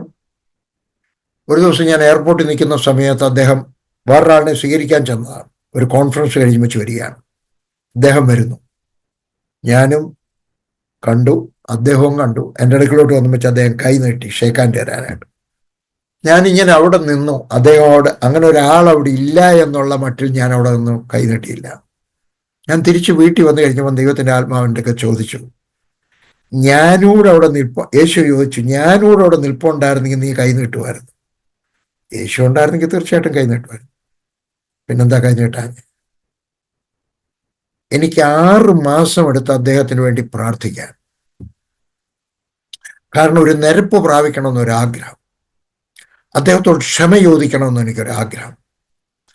ഇനി എവിടെയെങ്കിലും വെച്ച് കണ്ടാൽ കൈ നീട്ടി ഷേക്ക് ഹാൻഡ് തരാൻ എനിക്ക് മനസ്സുണ്ടെന്ന് പറയാനൊരാഗ്രഹം. 6 മാസം എടുത്തു. അതാണ് ഏറ്റവും വലിയ ചലഞ്ച്. പക്ഷെ 6 മാസം കഴിഞ്ഞപ്പോഴത്തേക്ക് ഞാൻ പ്രാർത്ഥിച്ചു, അവർ പേരിടാൻ പോകട്ടെ, തോമസ് ഊട്ടിന്ന് പേരിടാൻ പോകാം, അതൊന്നും അല്ല പേര്. അതാവേ ഒക്കത്തില്ല, കർത്താവെ ഒക്കത്തില്ല, അടുത്ത മാസത്തിലോ ഒക്കത്തില്ല. 6ാമത്തെ മാസത്തിൽ പ്രാർത്ഥിച്ചു, കർത്താവെ തോമസ് ഊട്ടി ബ്രദറിനെ അനുഗ്രഹിക്കണം, വിശാലമായിട്ട് അനുഗ്രഹിക്കണം, അവരുടെ മക്കളെ അനുഗ്രഹിക്കണം, അവരുടെ സഭയെ അനുഗ്രഹിക്കണം, അവരുടെ വേലയെ അനുഗ്രഹിക്കണം. വിശാലമായിട്ട് പ്രാർത്ഥിച്ചു. അദ്ദേഹത്തിന് എഴുത്തെഴുതി എന്നോട് ക്ഷമിക്കണം, ഇനി എവിടെയെങ്കിലും വെച്ച് കണ്ടാൽ ഷേക്ക് ഹാൻഡ് തരാൻ എനിക്ക് മനസ്സുണ്ട്. മാത്രമല്ല, ഞാൻ അദ്ദേഹത്തിൻ്റെ വീട്ടിൽ പോയി, അദ്ദേഹത്തിൻ്റെ കൂടെ ഇരുന്നു, അദ്ദേഹത്തിൻ്റെ കൂടെ ഇരുന്ന് ആഹാരം കഴിച്ചു. ഞങ്ങൾ പല പ്രാവശ്യം കാണാൻ തക്കവണ്ണം. അതായിരുന്നു ഏറ്റവും വലിയ ചലഞ്ച്. 6 മാസം എടുത്തു ഒരു നിരപ്പ് പ്രാപിക്കും. കാരണം കർത്താവ് കൂടിയിരുന്നാൽ, കർത്താവോടെ കൂടെ ഉണ്ടായിരുന്നാൽ, നമ്മുടെ ശത്രുക്കളോട് മിത്രമാകുവാൻ, ശത്രുക്കൾക്ക് വേണ്ടി പ്രാർത്ഥിക്കുവാൻ, ശത്രുക്കൾക്ക് വേണ്ടി ശത്രുക്കളോട് ഷേക്ക് ഹാൻഡ് കൊടുക്കുവാൻ സാധ്യമല്ലയോ? അതായിരുന്നു എനിക്കുണ്ടായ ഏറ്റവും വലിയ ചലഞ്ച്. ജീവിതത്തെ ഏറ്റവും കൂടുതൽ സ്വാധീനിച്ച ആരെങ്കിലും ഉണ്ടോ? അങ്ങനെ ഒരു വ്യക്തിയുടെ പേര് പറയുകയാണെങ്കിൽ. യേശു കർത്താവ് നമ്മളെല്ലാം സ്വാധീനിച്ചു. അതിലപ്പുറമായിട്ട് ഒരു പേര് അങ്ങനെ പറയാൻ ബുദ്ധിമുട്ടാണെന്ന് എനിക്കറിയാം. ഒത്തിരി പേര് സ്വാധീനിച്ചിട്ടുണ്ടാകാം. എന്നാൽ തന്നെ 2 പേരെ പറ്റി പറയാം. ഒന്ന്, എൻ്റെ പാസ്റ്റർ PM തോമസ്, കാശ്മീരിലെ ആദ്യത്തെ മിഷണറിയാണ്, നാഷണൽ മിഷണറി, ഇന്ത്യയിൽ നിന്നുള്ള മിഷണറി. സാഹിബ്മാരുണ്ടായിരുന്നു. അദ്ദേഹത്തെ ഒത്തിരി അദ്ദേഹത്തിൻ്റെ ചർച്ചിൽ നിന്ന് 22 സംഘടനകൾ ഉണ്ടായിട്ടുണ്ട്, ഞങ്ങളുടെ ഉൾപ്പെടെ, IPC ഉൾപ്പെടെ. IPCയുടെ ഉണ്ടായത് അദ്ദേഹത്തിൻ്റെ സഭയിൽ നിന്നാണ് ഉണ്ടായത്, ക്യാപ്റ്റൻ സാമുവൽ. അങ്ങനെ എല്ലാം ഉണ്ടായത്. അങ്ങനെ 22 സഭ. അദ്ദേഹത്തിന് എന്നെ ഏറ്റവും വലിയ സ്വാധീനിച്ചത്, അദ്ദേഹം ഒരു സാധാരണ കുടുംബത്തിലെ, ദരിദ്ര കുടുംബമൊന്നുമല്ല, അപ്പന് ഒരു കൊച്ചു കച്ചവടമൊക്കെ ഉണ്ട്, കുടുംബത്തിൽ കുറച്ച് ഭൂമിയൊക്കെ ഉണ്ട്. ഇദ്ദേഹമാണ് അധ്യാപകൻ. ഇദ്ദേഹത്തിൻ്റെ കീഴിലാണ് 2 അനിയന്മാരും 2 or 3 സഹോദരിമാരും. ഇദ്ദേഹം വേണം അവരെ പഠിപ്പിക്കാൻ, ഇദ്ദേഹം വേണം പെങ്ങന്മാരെ കെട്ടിക്കാൻ. അപ്പം ഇത് അധ്യാപകനായിട്ട് ജോലി ചെയ്യുകയാണ്. ജോലി ചെയ്യുമ്പോഴും ഇദ്ദേഹം കൺവെൻഷൻ പ്രസംഗനും സൺഡേ സ്കൂൾ ടീച്ചറും ഒക്കെയാണ് അധ്യാപകൻ്റെ കൂടെ. ദൈവത്തിൻ്റെ ആത്മാവ് പറഞ്ഞു ജോലി രാജിവെക്കാൻ പറഞ്ഞു. അദ്ദേഹം അന്ന് തന്നെ ജോലി രാജിവെച്ച് കൊണ്ടുവന്ന് ലെറ്റർ കൊണ്ട് കൊടുത്തു. പ്രിൻസിപ്പൽ പറഞ്ഞു, ഇന്ന് സ്കൂൾ അടയ്ക്കുമില്ലയോ, ഇന്ന് നീ തരണ്ട, 2 മാസം കഴിഞ്ഞ് വെച്ച് ജോയിൻ ചെയ്ത് വെച്ച് അന്ന് തന്നാൽ മതി, 2 മാസത്തെ ശമ്പളം ഫ്രീ ആയിട്ട് കിട്ടും. അദ്ദേഹം അത് ചെയ്യാതെ അന്ന് തന്നെ ആപ്ലിക്കേഷൻ കൊടുത്തു. കാരണം ദൈവം പറഞ്ഞു ജോലി രാജിവെക്കാൻ ഇന്ന് വെക്കാനാ പറഞ്ഞു. അത് കഴിഞ്ഞ് വെച്ച് അദ്ദേഹത്തിൻ്റെ ആഗ്രഹം സുശേഷയില്ലയോ, പ്രസംഗിക്കുമല്ലയോ. അദ്ദേഹത്തിന് അമേരിക്കയിൽ പോകാൻ അഡ്മിഷൻ കിട്ടി. അദ്ദേഹം അപ്ലൈ ചെയ്തതല്ല, വേറൊരാൾ ഇതുപോലെ എൻ്റെ കാര്യം പറഞ്ഞതുപോലെ അദ്ദേഹത്തിനും വേറൊരാൾ ഒരു അമേരിക്കയിലേക്ക്, ഒരു മലയാളി, ഇദ്ദേഹത്തിൻ്റെ ബൈബിൾ നോളജ് കണ്ടുകൊണ്ട് ഇദ്ദേഹത്തിന് അമേരിക്കയിൽ പോകാനായിട്ട് അഡ്മിഷൻ വാങ്ങിച്ചു കൊടുത്തു. ഇദ്ദേഹം യവത്മാളിൽ പഠിച്ചതാണ്. പഠിക്കുന്ന സമയത്ത് ഇദ്ദേഹത്തെ പ്രിൻസിപ്പൽ വരെ വിളിച്ചുകൊണ്ടിരുന്ന ബിഷപ്പ് എന്നായിരുന്നു. അതുപോലെ ബൈബിൾ അറിയാം. അന്നേരം ഒരു ബൈബിളിനകത്ത് ഒരു ക്വസ്റ്റ്യൻ ആൻസറിനകത്താണ് ഒരാൾ പറഞ്ഞത്, നിന്റെ ബൈബിൾ നോളജ് ഭയങ്കര, നിന്നെ ഞാൻ അമേരിക്കയിൽ കൊണ്ടുപോകുന്നുണ്ട്, അമേരിക്കയിൽ ബൈബിൾ കോളേജിലേക്ക് അഡ്മിഷൻ വാങ്ങിച്ചു കൊടുത്തു. അന്ന് അമേരിക്ക എന്ന് പറഞ്ഞു കഴിഞ്ഞാൽ സ്വർഗത്തിൽ പോകുന്നതിന് തുല്യമാണ്. കേരളത്തിൽ നിന്ന് 3-4 പേരെ അന്ന് പോയിട്ടുള്ളൂ. 65 വർഷത്തിന് മുമ്പ് അമേരിക്ക പോകണം, കപ്പലിലാണ് പോകേണ്ടത്. അദ്ദേഹം പോയിട്ട് മല്ലപ്പള്ളിക്കപ്പുറത്തുള്ള പുന്നക്കാടുള്ള CSI പള്ളിയിൽ 21 ദിവസം വൈകുന്നേരം കഞ്ഞി കുടിച്ചുകൊണ്ട് ഉപവാസ പ്രാർത്ഥനയിലിരുന്നു. പോണോ പോണ്ടായോ? പാസ്റ്ററായിരുന്നെങ്കിൽ എന്തോ ആലോചിച്ചതിനായിരുന്നു. 2 പെങ്ങന്മാരെ കെട്ടിക്കണം, 2-3 പെങ്ങന്മാരെ കെട്ടിക്കണം, 2 അനിയന്മാരെ പഠിപ്പിക്കണം, വീട്ടിലെ പ്രാരാബ്ദങ്ങളൊക്കെ ഉണ്ട്, എത്രയോ വാക്യമുണ്ട്. പോയാട്ടെ, ഞാൻ നിന്റെ കൂടെ ഇരിക്കാം. 21-ാമത്തെ ദിവസം ഇവിടെയെന്ന് വെച്ച് പറഞ്ഞ് ഞാൻ പോകുന്നില്ല. അപ്പം ചോദിക്കുകയാണെങ്കിൽ നല്ല വാക്യങ്ങളെ കിട്ടത്തുള്ളൂ. അതെ കേട്ടോ. അദ്ദേഹം ഇറങ്ങി വന്നു വെച്ച് പറഞ്ഞ് ഞാൻ പോകുന്നില്ല, ഞാൻ കാശ്മീരിന് പോവാണ്. അങ്ങനെ അദ്ദേഹം കാശ്മീരിൽ വന്നേ. അദ്ദേഹം എഴുതിയ പാട്ടുകളൊക്കെ വളരെ സുപ്രസിദ്ധമാണ്. പർവ്വതങ്ങളിലൂടെ പാട്ടുകൾ പാടിക്കൊണ്ട് എന്നെ വീണ്ട സ്നേഹം, കുരിശിലെ സ്നേഹം. അദ്ദേഹമാണ് എൻ്റെ ഹീറോ ഒന്ന്. ബാക്കിയുള്ള ഒരു ഹീറോ പറഞ്ഞ വിദേശീയനായിട്ടുള്ള ജോൺ ഓസ്റ്റീൻ. ഞങ്ങൾ തമ്മിലുള്ള ബന്ധം വളരെ ദൃഢമായിരുന്നു. എന്നെ ഇന്ത്യയിലെ മോനെ എന്ന് വിളിച്ചു, ഞാൻ പപ്പ എന്ന് വിളിച്ചു. അത് അദ്ദേഹത്തിൻ്റെ പണം കണ്ടുകൊണ്ടൊന്നും വിളിച്ചതല്ല. എന്നെ കൂടെ വിളിക്കുകയും ഫോൺ വിളിക്കുകയും എൻ്റെ കൂടെ വന്നതാ, ഹോട്ടലിലായിരിക്കും താമസിക്കുന്നത്, എൻ്റെ കൂടെ വന്നിരിക്കുകയും വെറുതെ എൻ്റെ കൂടെ ഇരിക്കാനായിട്ട് വരുവാൻ, യാത്ര ചെയ്യാനായിട്ട്. അപ്പം ഇവർ 2 പേരും എന്നെ സ്വാധീനിച്ചു. കാരണം എനിക്ക് പണത്തോടൊരു പേടിയുണ്ടായിരുന്നു. പണം ഒത്തിരി കിട്ടിക്കഴിഞ്ഞാൽ ഞാൻ ചീത്തയായി പോകും. കാരണം അങ്ങനെ പലരെയും ഞാൻ കണ്ടിട്ടുള്ളത്, ആത്മഭാരം. അന്നേരമായി ഇദ്ദേഹത്തെ കണ്ടു കഴിഞ്ഞപ്പോഴാണ് അദ്ദേഹം എനിക്കൊരു വിമാനം വാങ്ങിച്ചു തരാനാ വന്നേ. പറഞ്ഞു, നീ ഇങ്ങനെ പർവ്വതത്തിലൊക്കെ പോകുമെന്ന് പറഞ്ഞു. നീ അങ്ങനൊന്നും പോകണ്ട, ഞാനൊരു വിമാനം വാങ്ങിച്ചു തരാം, നീ വിമാനത്തിൽ പോയാൽ മതി. അതിനാ വന്നേ. അപ്പം അതിനു വേണ്ടിയുള്ള പൈസ അദ്ദേഹത്തിൻ്റെ കയ്യിലുണ്ട്. പക്ഷെ ഞാൻ കണ്ട പണം അദ്ദേഹത്തെ ചീത്തയാക്കിയില്ല, അദ്ദേഹത്തിൻ്റെ മക്കളെ ആരെയും ചീത്തയാക്കിയില്ല. അമേരിക്കയിലുള്ള മലയാളികൾക്കൊന്നും അദ്ദേഹത്തെ വലിയ ഇഷ്ടമല്ല. കാരണം ഈ ആഭരണം ഇടുന്നു, മേക്കപ്പ് ചെയ്യുന്നു എന്നും പറഞ്ഞുകൊണ്ടൊക്കെ, അതും പണ്ട് കാലത്ത് കൊണ്ടാണ്. അവരും പറഞ്ഞു, ഞങ്ങൾക്ക് അദ്ദേഹത്തെ പറ്റിയോ അദ്ദേഹത്തിൻ്റെ ഭാര്യയെ പറ്റിയോ അദ്ദേഹത്തിൻ്റെ മക്കളെ പറ്റിയോ ഒരു മോശമായ അഭിപ്രായമില്ല. മക്കൾ ആരും അങ്ങോട്ടും ഇങ്ങോട്ടും കറങ്ങി നടക്കുന്ന ഞങ്ങൾ കണ്ടിട്ടില്ല, വല്ലവരുടെയും തോടെ കൈയിട്ടുണ്ട്. അപ്പം അതെനിക്കൊരു കാര്യം മനസ്സിലായി, പണം എന്നെ ചീത്തയാക്കണമല്ലോ. അങ്ങനെയാണ് പിന്നെ തിരിച്ച് ഞാൻ പണത്തിന് വേണ്ടി പ്രാർത്ഥിക്കാൻ തുടങ്ങിയത്. കാരണം പണമില്ലെങ്കിൽ കുറച്ചു പേരെ അടക്കം. അതുകൊണ്ട് അവർ 2 പേരും എന്നെ വല്ലാതെ സ്വാധീനിച്ചു. ഇന്ത്യയിലെ കാശ്മീരിലെ പാസ്റ്ററും അമേരിക്കയിലെ ജോൺ ഓസ്റ്റീനും. ഇന്ത്യയെ ഒത്തിരി സ്നേഹിച്ച ഒരു ദൈവദാസനാണ് ജോൺ ഓസ്റ്റീൻ. ദൈവദാസ്തോത്രം. ഒരു ചോദ്യം കൂടെ ഫൈനലായിട്ട്, അതായത് ഈ കാലഘട്ടത്തിൽ നമ്മൾ കാണുന്ന ഒരു കാര്യമാണ്, പല ചെറുപ്പക്കാരാകുന്ന ദൈവദാസന്മാരും അവരുടെ കുടുംബജീവിതത്തിൽ വലിയ വെല്ലുവിളികൾ നേരിടുന്നു. കുടുംബം അല്ലേ അങ്കിളുടെ ജീവിതത്തിൽ ശുശ്രൂഷയിൽ ഏറ്റവും വലിയ പിൻബലം. ഒരുപക്ഷെ അങ്കിൾ എഴുതുമ്പോഴും പറയുമ്പോഴും ഒക്കെ ഞാനും ലില്ലിയും എന്നുള്ളതൊരു പ്രയോഗമായി മാറി, ശരിയല്ലയോ? അപ്പോൾ അതിനെക്കുറിച്ച് അങ്കിളിൻ്റെ പുതിയ തലമുറയോട് എന്താണ് പറയാനുള്ളത്? കഴിയുമെങ്കിൽ വർഷത്തിൽ ഒരു പുസ്തകമെങ്കിലും കുടുംബജീവിതത്തെ പറ്റി വായിക്കുക. മലയാളത്തിലധികം പുസ്തകങ്ങളില്ല, പക്ഷെ ഇംഗ്ലീഷിൽ ഇഷ്ടം പോലെ പുസ്തകങ്ങളുണ്ട്, വായിക്കുക. ഇന്ത്യയിലെ ആദ്യം വന്ന പുസ്തകം സാക് പൂനന്റെ ലവ്, മാരേജ്, സെക്സ് എന്നുള്ള പുസ്തകമായിരുന്നു. അത് കോടിക്കണക്കിന് കോപ്പികളാണ്. കാരണം വേറെ പുസ്തകങ്ങളില്ലാലും എല്ലാ ഭാഷകളിലും അച്ചടിച്ചു.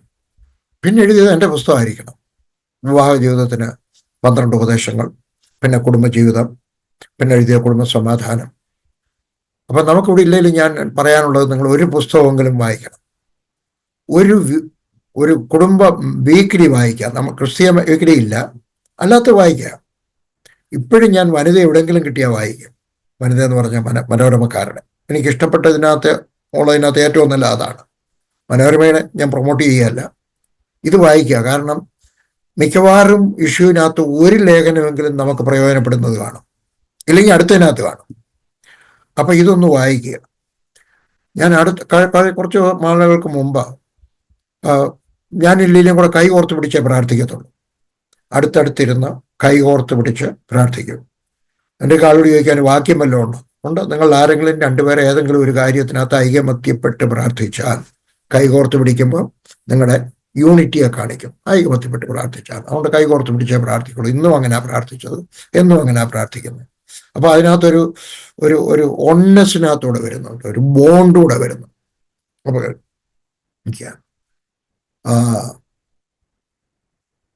കുറച്ച് വർഷങ്ങൾക്ക് മുമ്പ്, ഒരു 10 വർഷമായി കാണും, എൻ്റെ മോൻ എന്റെയൊക്കെ പറഞ്ഞു, മൂത്തവൻ എന്റെയൊക്കെ പറഞ്ഞു, daddy you must go for A family counselling. ഞാൻ ചോദിച്ചു എന്താ പറ്റി? പറഞ്ഞ് മമ്മിയുടെ ഹൃദയത്തിനകത്ത് ഏതാണ്ടൊക്കെ ഊണ്ടുണ്ട്. പക്ഷെ ഞാൻ അറിഞ്ഞില്ലല്ലോ. കാരണം നമുക്കെല്ലാവർക്കും, എനിക്കൊരു വിചാരമുണ്ട്, എൻ്റെ അതേ കമ്മിറ്റ്മെന്റ് എൻ്റെ ഭാര്യയ്ക്കും ഉണ്ട്, എൻ്റെ മക്കൾക്കും ഉണ്ട്.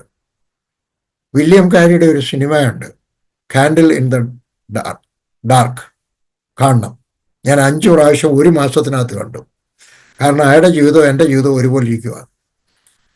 അതിനകത്ത് അദ്ദേഹം ഒരു സ്റ്റേറ്റ്മെന്റ് പറയുന്നുണ്ട്, ഗോഡ് കാൾഡ് അസ്. അവർ പറയുന്നുണ്ട്, God called you, not me. അസാധാരണ ഒരു സ്റ്റേറ്റ്മെന്റ് അത്. അപ്പൊ നമ്മുടെ എല്ലാവരുടെയും വിചാരം എന്നെ വിളിച്ചോളൂ, എൻ്റെ ഭാര്യയും വിളിച്ചു, മക്കളെയും വിളിച്ചിട്ടു ഇല്ല, അവർ നമ്മുടെ കൂടെ വന്നെന്നുള്ളതേ ഉള്ളൂ. ആ വിളി ഉണ്ടാക്കി തീർക്കണം. ഇന്ന് ഒത്തിരി പാസ്റ്റർമാരും സെമിനാറിനും അവരുടെ ഭാര്യ അയക്കത്തില്ല, നീ കൊച്ചിനെ നോക്കിക്കൊണ്ടിരിക്കുക. പക്ഷെ ആദ്യകാലം മുതൽ ഞങ്ങൾ രണ്ടുപേരും കൂടെ പോയി കഴിഞ്ഞാൽ ഒരു മീറ്റിങ്ങിന് ലില്ലി കുഞ്ഞിനെ നോക്കിക്കൊണ്ടിരിക്കും, അടുത്ത മീറ്റിങ്ങിന് കുഞ്ഞിനെ ഞാൻ നോക്കും. അന്നേരം ഇരിക്കാൻ അതുപോലെ ഒറ്റയ്ക്കുള്ള സെമിനാറിന് ഞാൻ ലില്ലിയോട്, ഇപ്പൊ ലില്ലി ഇപ്പൊ ഇന്നലെ ഇങ്ങോട്ട് വന്നതേ ഉള്ളൂ. ഭോപ്പാലിലെ ഒരു മീറ്റിംഗ് കഴിഞ്ഞ് വെച്ചു 3 ദിവസം പ്രസംഗിക്കാനാ പോയെ, എങ്കിലും വേറൊരാളുടെ പ്രസംഗം കൂടെ കേൾക്കാം എങ്കിലും ഞാൻ പറഞ്ഞയച്ചു. അപ്പൊ ഇന്ന് ഒത്തിരി പുരുഷന്മാരും സ്ത്രീകളെ സെമിനാറിനൊന്നും വിടുന്നില്ല. അവര് പോയിട്ട് അവര് തിരിച്ച് വീട്ടിലോട്ട് കല്ലുയ്യ വീട്ടിൽ വരുമ്പോഴാ അച്ഛനോടൊപ്പമായിരുന്നു, ഇവിടെ നോക്കണം, കൊച്ചിന് പനിയായിരുന്നു, അച്ഛനറിയണം, വീട്ടിൽ. ഷടാ, ഞാൻ നല്ല തീരുമാനം എടുത്തു, എവിടെ ശ്വാസ കയറിയല്ലോ. അല്ല, അവക്കൂടെ നീ അവസരം കൊടുത്തിട്ട് അവളെ കൂടെ നീ വളർത്തിയെടുക്കാത്തത് കൊണ്ടാണ്. അപ്പോൾ അവരെ കൂടെ സെമിനാറിനും ഒക്കെ അയക്കുക, മാസിക വരുത്തി കൊടുക്കുക, പുസ്തകം വരുത്തി കൊടുക്കുക, വചനം കേൾക്കാൻ സൗകര്യം കൊടുക്കുക. അപ്പൊ എൻ്റെ മോൻ പറഞ്ഞു, മമ്മിയുടെ ഹൃദയത്തിനകത്തുണ്ട്. ലില്ലൊക്കെ ചോദിച്ചു, ലില്ലി ഒഴിഞ്ഞു മാറി. ഓ, അതൊക്കെ പഴയ കാര്യമില്ല അങ്കിള്. ഞാനൊരു ഫാമിലി കൗൺസിലറെ വിളിച്ചു. ആൾക്ക് പേടിച്ചു പോയി, അങ്കിളെ കുഴപ്പം വല്ലതും ഉണ്ടോ? ഞാൻ പറഞ്ഞു, കുഴപ്പമൊന്നും ഉണ്ടായിട്ടല്ല, I want to enhance my marriage. 4 or 5 സെഷനിൽ പോയി. അപ്പൊ അത് കഴിഞ്ഞപ്പം ഒറ്റയ്ക്ക് സംസാരിക്കും, രണ്ടുപേരും കൂടെ സംസാരിക്കും. എല്ലാം കഴിഞ്ഞ് കഴിയുമ്പോൾ അദ്ദേഹം ഒരു പ്രോബ്ലം എന്റെയൊക്കെ പറഞ്ഞു, ഇങ്ങനെ ഒരു ഇതുണ്ട്. പക്ഷെ എന്റെയൊക്കെ പറഞ്ഞു, നിങ്ങൾക്ക് 2 പേർക്കും കൂടെ 1/2 മണിക്കൂർ തരാൻ പോവാണ് ബ്രേക്ക്, നിങ്ങളുടെ കൂടെ പറഞ്ഞ് രമ്യതയിലായിട്ട് ഞങ്ങൾ രണ്ടാമത് സംസാരിക്കാം. ഞാൻ പറഞ്ഞു, എനിക്ക് 1/2 മണിക്കൂറൊന്നും പോരാ, 1 ദിവസം വേണം. അപ്പൊ അദ്ദേഹത്തിന്റെ ഭാര്യ അടുത്തിരുന്നുണ്ടോ, ഫാമിലി കൗൺസിലിങ്ങിന് പോകുന്നുണ്ടെങ്കിൽ ഒരു ഉപദേശം കൂടെ തരാം. എപ്പോഴും ഭാര്യയും ഭർത്താവും 2 പേരും കൂടെ വേണം കൗൺസിൽ ചെയ്യാൻ, എങ്കിലേ അത് ശരിയാവത്തുള്ളൂ. ഭർത്താവ് തന്നെ ആയാലും ഒക്കത്തില്ല, ഭാര്യ തന്നെ ആയാലും ഒക്കത്തില്ല, 2 പേരും കൂടെ കാണും. അപ്പൊ ഭാര്യ അടുത്തിരുന്നുകൊണ്ട് പറഞ്ഞു, ചിലപ്പോൾ കാര്യം ഇച്ചിരി സീരിയസ് ആയിരിക്കും, അതുകൊണ്ടായി 1 ദിവസം ചോദിക്കുന്നത്, 1/2 മണിക്കൂർ കൊണ്ട് തരാത്ത. ഞാൻ പറഞ്ഞു, സീരിയസ് ആയിട്ടല്ല, എനിക്കത് സീരിയസ് ആയിട്ട് എടുക്കാൻ ആഗ്രഹമുണ്ട്. ചുമ്മാ ഒരു സൂപ്പർ ഫ്ലൂവസ് ആയിട്ട് പക്ഷേ ഞാൻ അങ്ങനെ ചെയ്ത് ക്ഷമിക്കണമെന്ന് പറഞ്ഞു തീരാനല്ല, കാര്യമായിട്ടെടുത്ത്. എന്നിട്ട് ഞങ്ങളായിരുന്നു കാര്യം എടുത്തു. ഞങ്ങൾ 2 കൂടെ ഹോളി കമ്മ്യൂണിയൻ എടുത്തു. അടുത്ത ദിവസം അദ്ദേഹം വിളിച്ചു, എൻ്റെ ചോദിച്ചത് പറഞ്ഞു, പറഞ്ഞു ഞങ്ങൾ ഹോളി കമ്മ്യൂണിയൻ എടുത്തു. എന്നാൽ ഇനി ഒരു കാര്യം കൂടെ ചെയ്യണം, മക്കളുടെ ഒക്കെ കൂടെ പറയണം ഞങ്ങൾ ഇങ്ങനെ ക്ഷമ ചോദിച്ചത്. ഞാൻ പറഞ്ഞു, ഞാൻ മക്കളുടെ ഒക്കെ പറഞ്ഞു കഴിഞ്ഞു. നേരെ പറഞ്ഞു, ഇനിയും നമുക്ക് കൗൺസിലിങ്ങിൻ്റെ ആവശ്യമില്ല, ഞാൻ ക്ലാസ്സിലെടുക്കാനുള്ളതിൻ്റെ നിങ്ങൾ ഫ്രണ്ടിലോട്ട് പോയി. അപ്പം എനിക്ക് നിങ്ങളോട് പറയാനുള്ളത്, ആരെങ്കിലുമൊക്കെ എൻ്റെ ശബ്ദം കേൾക്കുന്നുണ്ടെങ്കിൽ, എവിടെയെങ്കിലും പ്രശ്നം ഉണ്ടെങ്കിൽ നിങ്ങൾ തന്നെത്താനെ പ്രാർത്ഥിച്ച് തീർക്കാമെന്ന് വിചാരിക്കാതെ, നിങ്ങളുടെ കാലിൽ ഒരു മുള്ളു കൊണ്ടാൽ നിങ്ങൾ തന്നെത്താൻ എടുക്കാനല്ല ശ്രമിക്കുന്നത്, എടുക്കാൻ അറിയാവുന്ന ഒരാളിനെ ഏൽപ്പിക്കുകയാണ്. പട്ടാളത്തിലായിരിക്കുമ്പോൾ ഞങ്ങളുടെ എവിടെയെങ്കിലും വെടിയുണ്ട കൊണ്ടു കഴിഞ്ഞാൽ ഞങ്ങൾ തന്നെത്താനെ വെടിയുണ്ടെങ്കിൽ എടുക്കാനല്ല, ആശുപത്രിയിൽ പോയിട്ട് എടുപ്പിക്കുകയായിരുന്നു. എന്ന് പറഞ്ഞതുപോലെ ഒരു ഫാമിലി കൗൺസിലറുടെ പോവാണ്. They are the specialist. അവർ നിങ്ങളുടെ പ്രശ്നങ്ങൾ 2 പേരുടെയും സംസാരിച്ച്, ഒറ്റയ്ക്ക് സംസാരിച്ച്, വേറെ വേറെ സംസാരിച്ച്, അവസാനം നിങ്ങളുടെ പ്രശ്നം എനിക്കറിഞ്ഞുകൂടായിരുന്നു. അദ്ദേഹം അത് കണ്ടുപിടിച്ച് കഴിഞ്ഞും വെച്ച് ആ മുള്ള എവിടെ ആയിരുന്നെന്ന്, അല്ലെങ്കിൽ വെടിയുണ്ട എവിടെ ആയിരുന്നു കണ്ടുപിടിച്ച് കഴിഞ്ഞും വെച്ച് ഞങ്ങളെ ഹെൽപ്പ് ചെയ്തു. അപ്പൊ എനിക്കിതേ പറയാനുള്ളൂ, നിങ്ങൾ ഒരു പുസ്തകമെങ്കിലും വായിക്കുക, കഴിയും ഒന്നിച്ച് അടുത്തടുത്തിരിക്കുക, കൈകോർത്ത് പിടിച്ച് പ്രാർത്ഥിക്കുക. പിന്നെ എവിടെയെങ്കിലും സെമിനാർ ഉണ്ടെങ്കിൽ നിങ്ങൾ മാത്രം അറ്റൻഡ് ചെയ്യുകയല്ല, ഭാര്യയെ കൂടെ അയക്കുക. കുഞ്ഞുങ്ങളുണ്ടെങ്കിൽ കുഞ്ഞുങ്ങളെ രണ്ടുപേരും മാറി മാറി എടുക്കുക, പുറകൊട്ടിക്കാം. പിന്നെ ഏതെങ്കിലും പിന്നെയും ഉണ്ടെങ്കിൽ തീർച്ചയായിട്ടും ഒരു ഫാമിലി കൗൺസിലറുടെ ഒക്കെ പോകണം. എൻ്റെ മോൻ്റെ ഒക്കെ പറഞ്ഞു ഗോ ടു ഫാമിലി കൗൺസിൽ, ഇംഗ്ലീഷിലാണ് പറഞ്ഞത്. എൻ്റെ മോന് മലയാളം വലിയതായിട്ട് പറയും. ആൻഡ് ഇറ്റ് കോസ്റ്റ് യു മണി. ശരിയാ, ഒരു മണിക്കൂറിന് ചിലപ്പോൾ 1000 രൂപ ആയിരിക്കും, ചിലപ്പോൾ അതിൽ കൂടുതലായിരിക്കും. എൻ്റെ കയ്യിൽ നിന്ന് 500 രൂപയെ വാങ്ങിച്ചുള്ളൂ. ഞാനൊരു വിശ്വാസി ആയതുകൊണ്ടും അദ്ദേഹം എൻ്റെ വെൽവിഷറായതുകൊണ്ട്. ഇറ്റ് കോസ്റ്റ് മണി. എൻ്റെ ചോദ്യമാണ്, പണമാണോ വലുതെന്ന്, അതോ നിങ്ങളുടെ കുടുംബത്തിലുള്ള ഐക്യതയാണ്, അതോ നിങ്ങൾ രണ്ടുപേരും സമാധാനത്തോടെ കെട്ടിപ്പിടിച്ച് കിടന്നുറങ്ങുന്നതാണ്? Let your honeymoon never end. മരിക്കുന്നതിൻ്റെ അന്നും ഹണിമൂൺ ആയിരിക്കട്ടെ.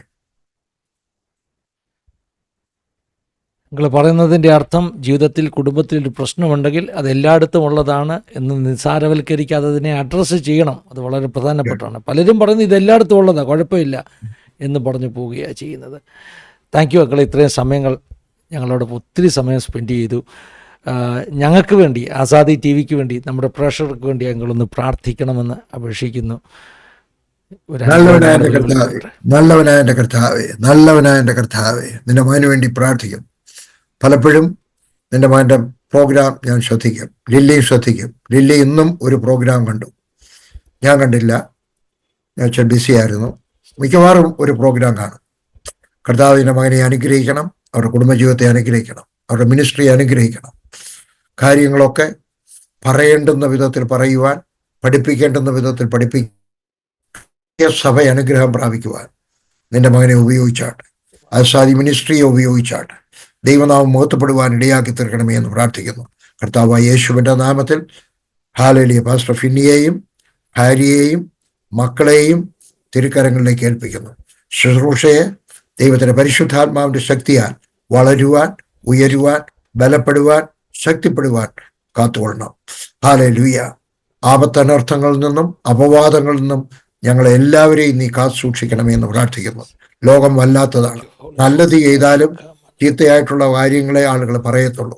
എന്നാൽ അതിൻ്റെ മധ്യത്തിൽ തൻ്റെ ഇടത്തോടെ നിൽക്കുവാൻ, നല്ല സാക്ഷ്യമുള്ളവനായിട്ട് നിൽക്കുവാൻ, നല്ല അനുഭവമുള്ളവനായിട്ട് നിൽക്കുവാൻ, നല്ല തൻ്റെ ഇടമുള്ളവനായിട്ട് നിൽക്കുവാൻ, എളിമയുള്ളവനായിട്ട് നിൽക്കുവാൻ നിന്റെ മകനെ നീ സഹായിക്കണമേ, അനുഗ്രഹിക്കണമേ. കേൾവിക്കാരെ അനുഗ്രഹിക്കണമേ. ദൈവനാമം മഹത്വപ്പെടണമേ. യേശുവിൻ്റെ നാമത്തിൽ തന്നെ ആമേൻ. ആമേൻ. ആമേൻ. താങ്ക് യു മക്കളെ, ഒത്തിരി സന്തോഷം, ഒത്തിരി നന്ദി പറയുന്നു. വാക്കുകൾ അതീതമായിട്ട് താങ്ക് യു. പ്രേക്ഷകരോട് നന്ദി പറയുന്നു. God bless you all. Have A wonderful time. God bless you. Thank you.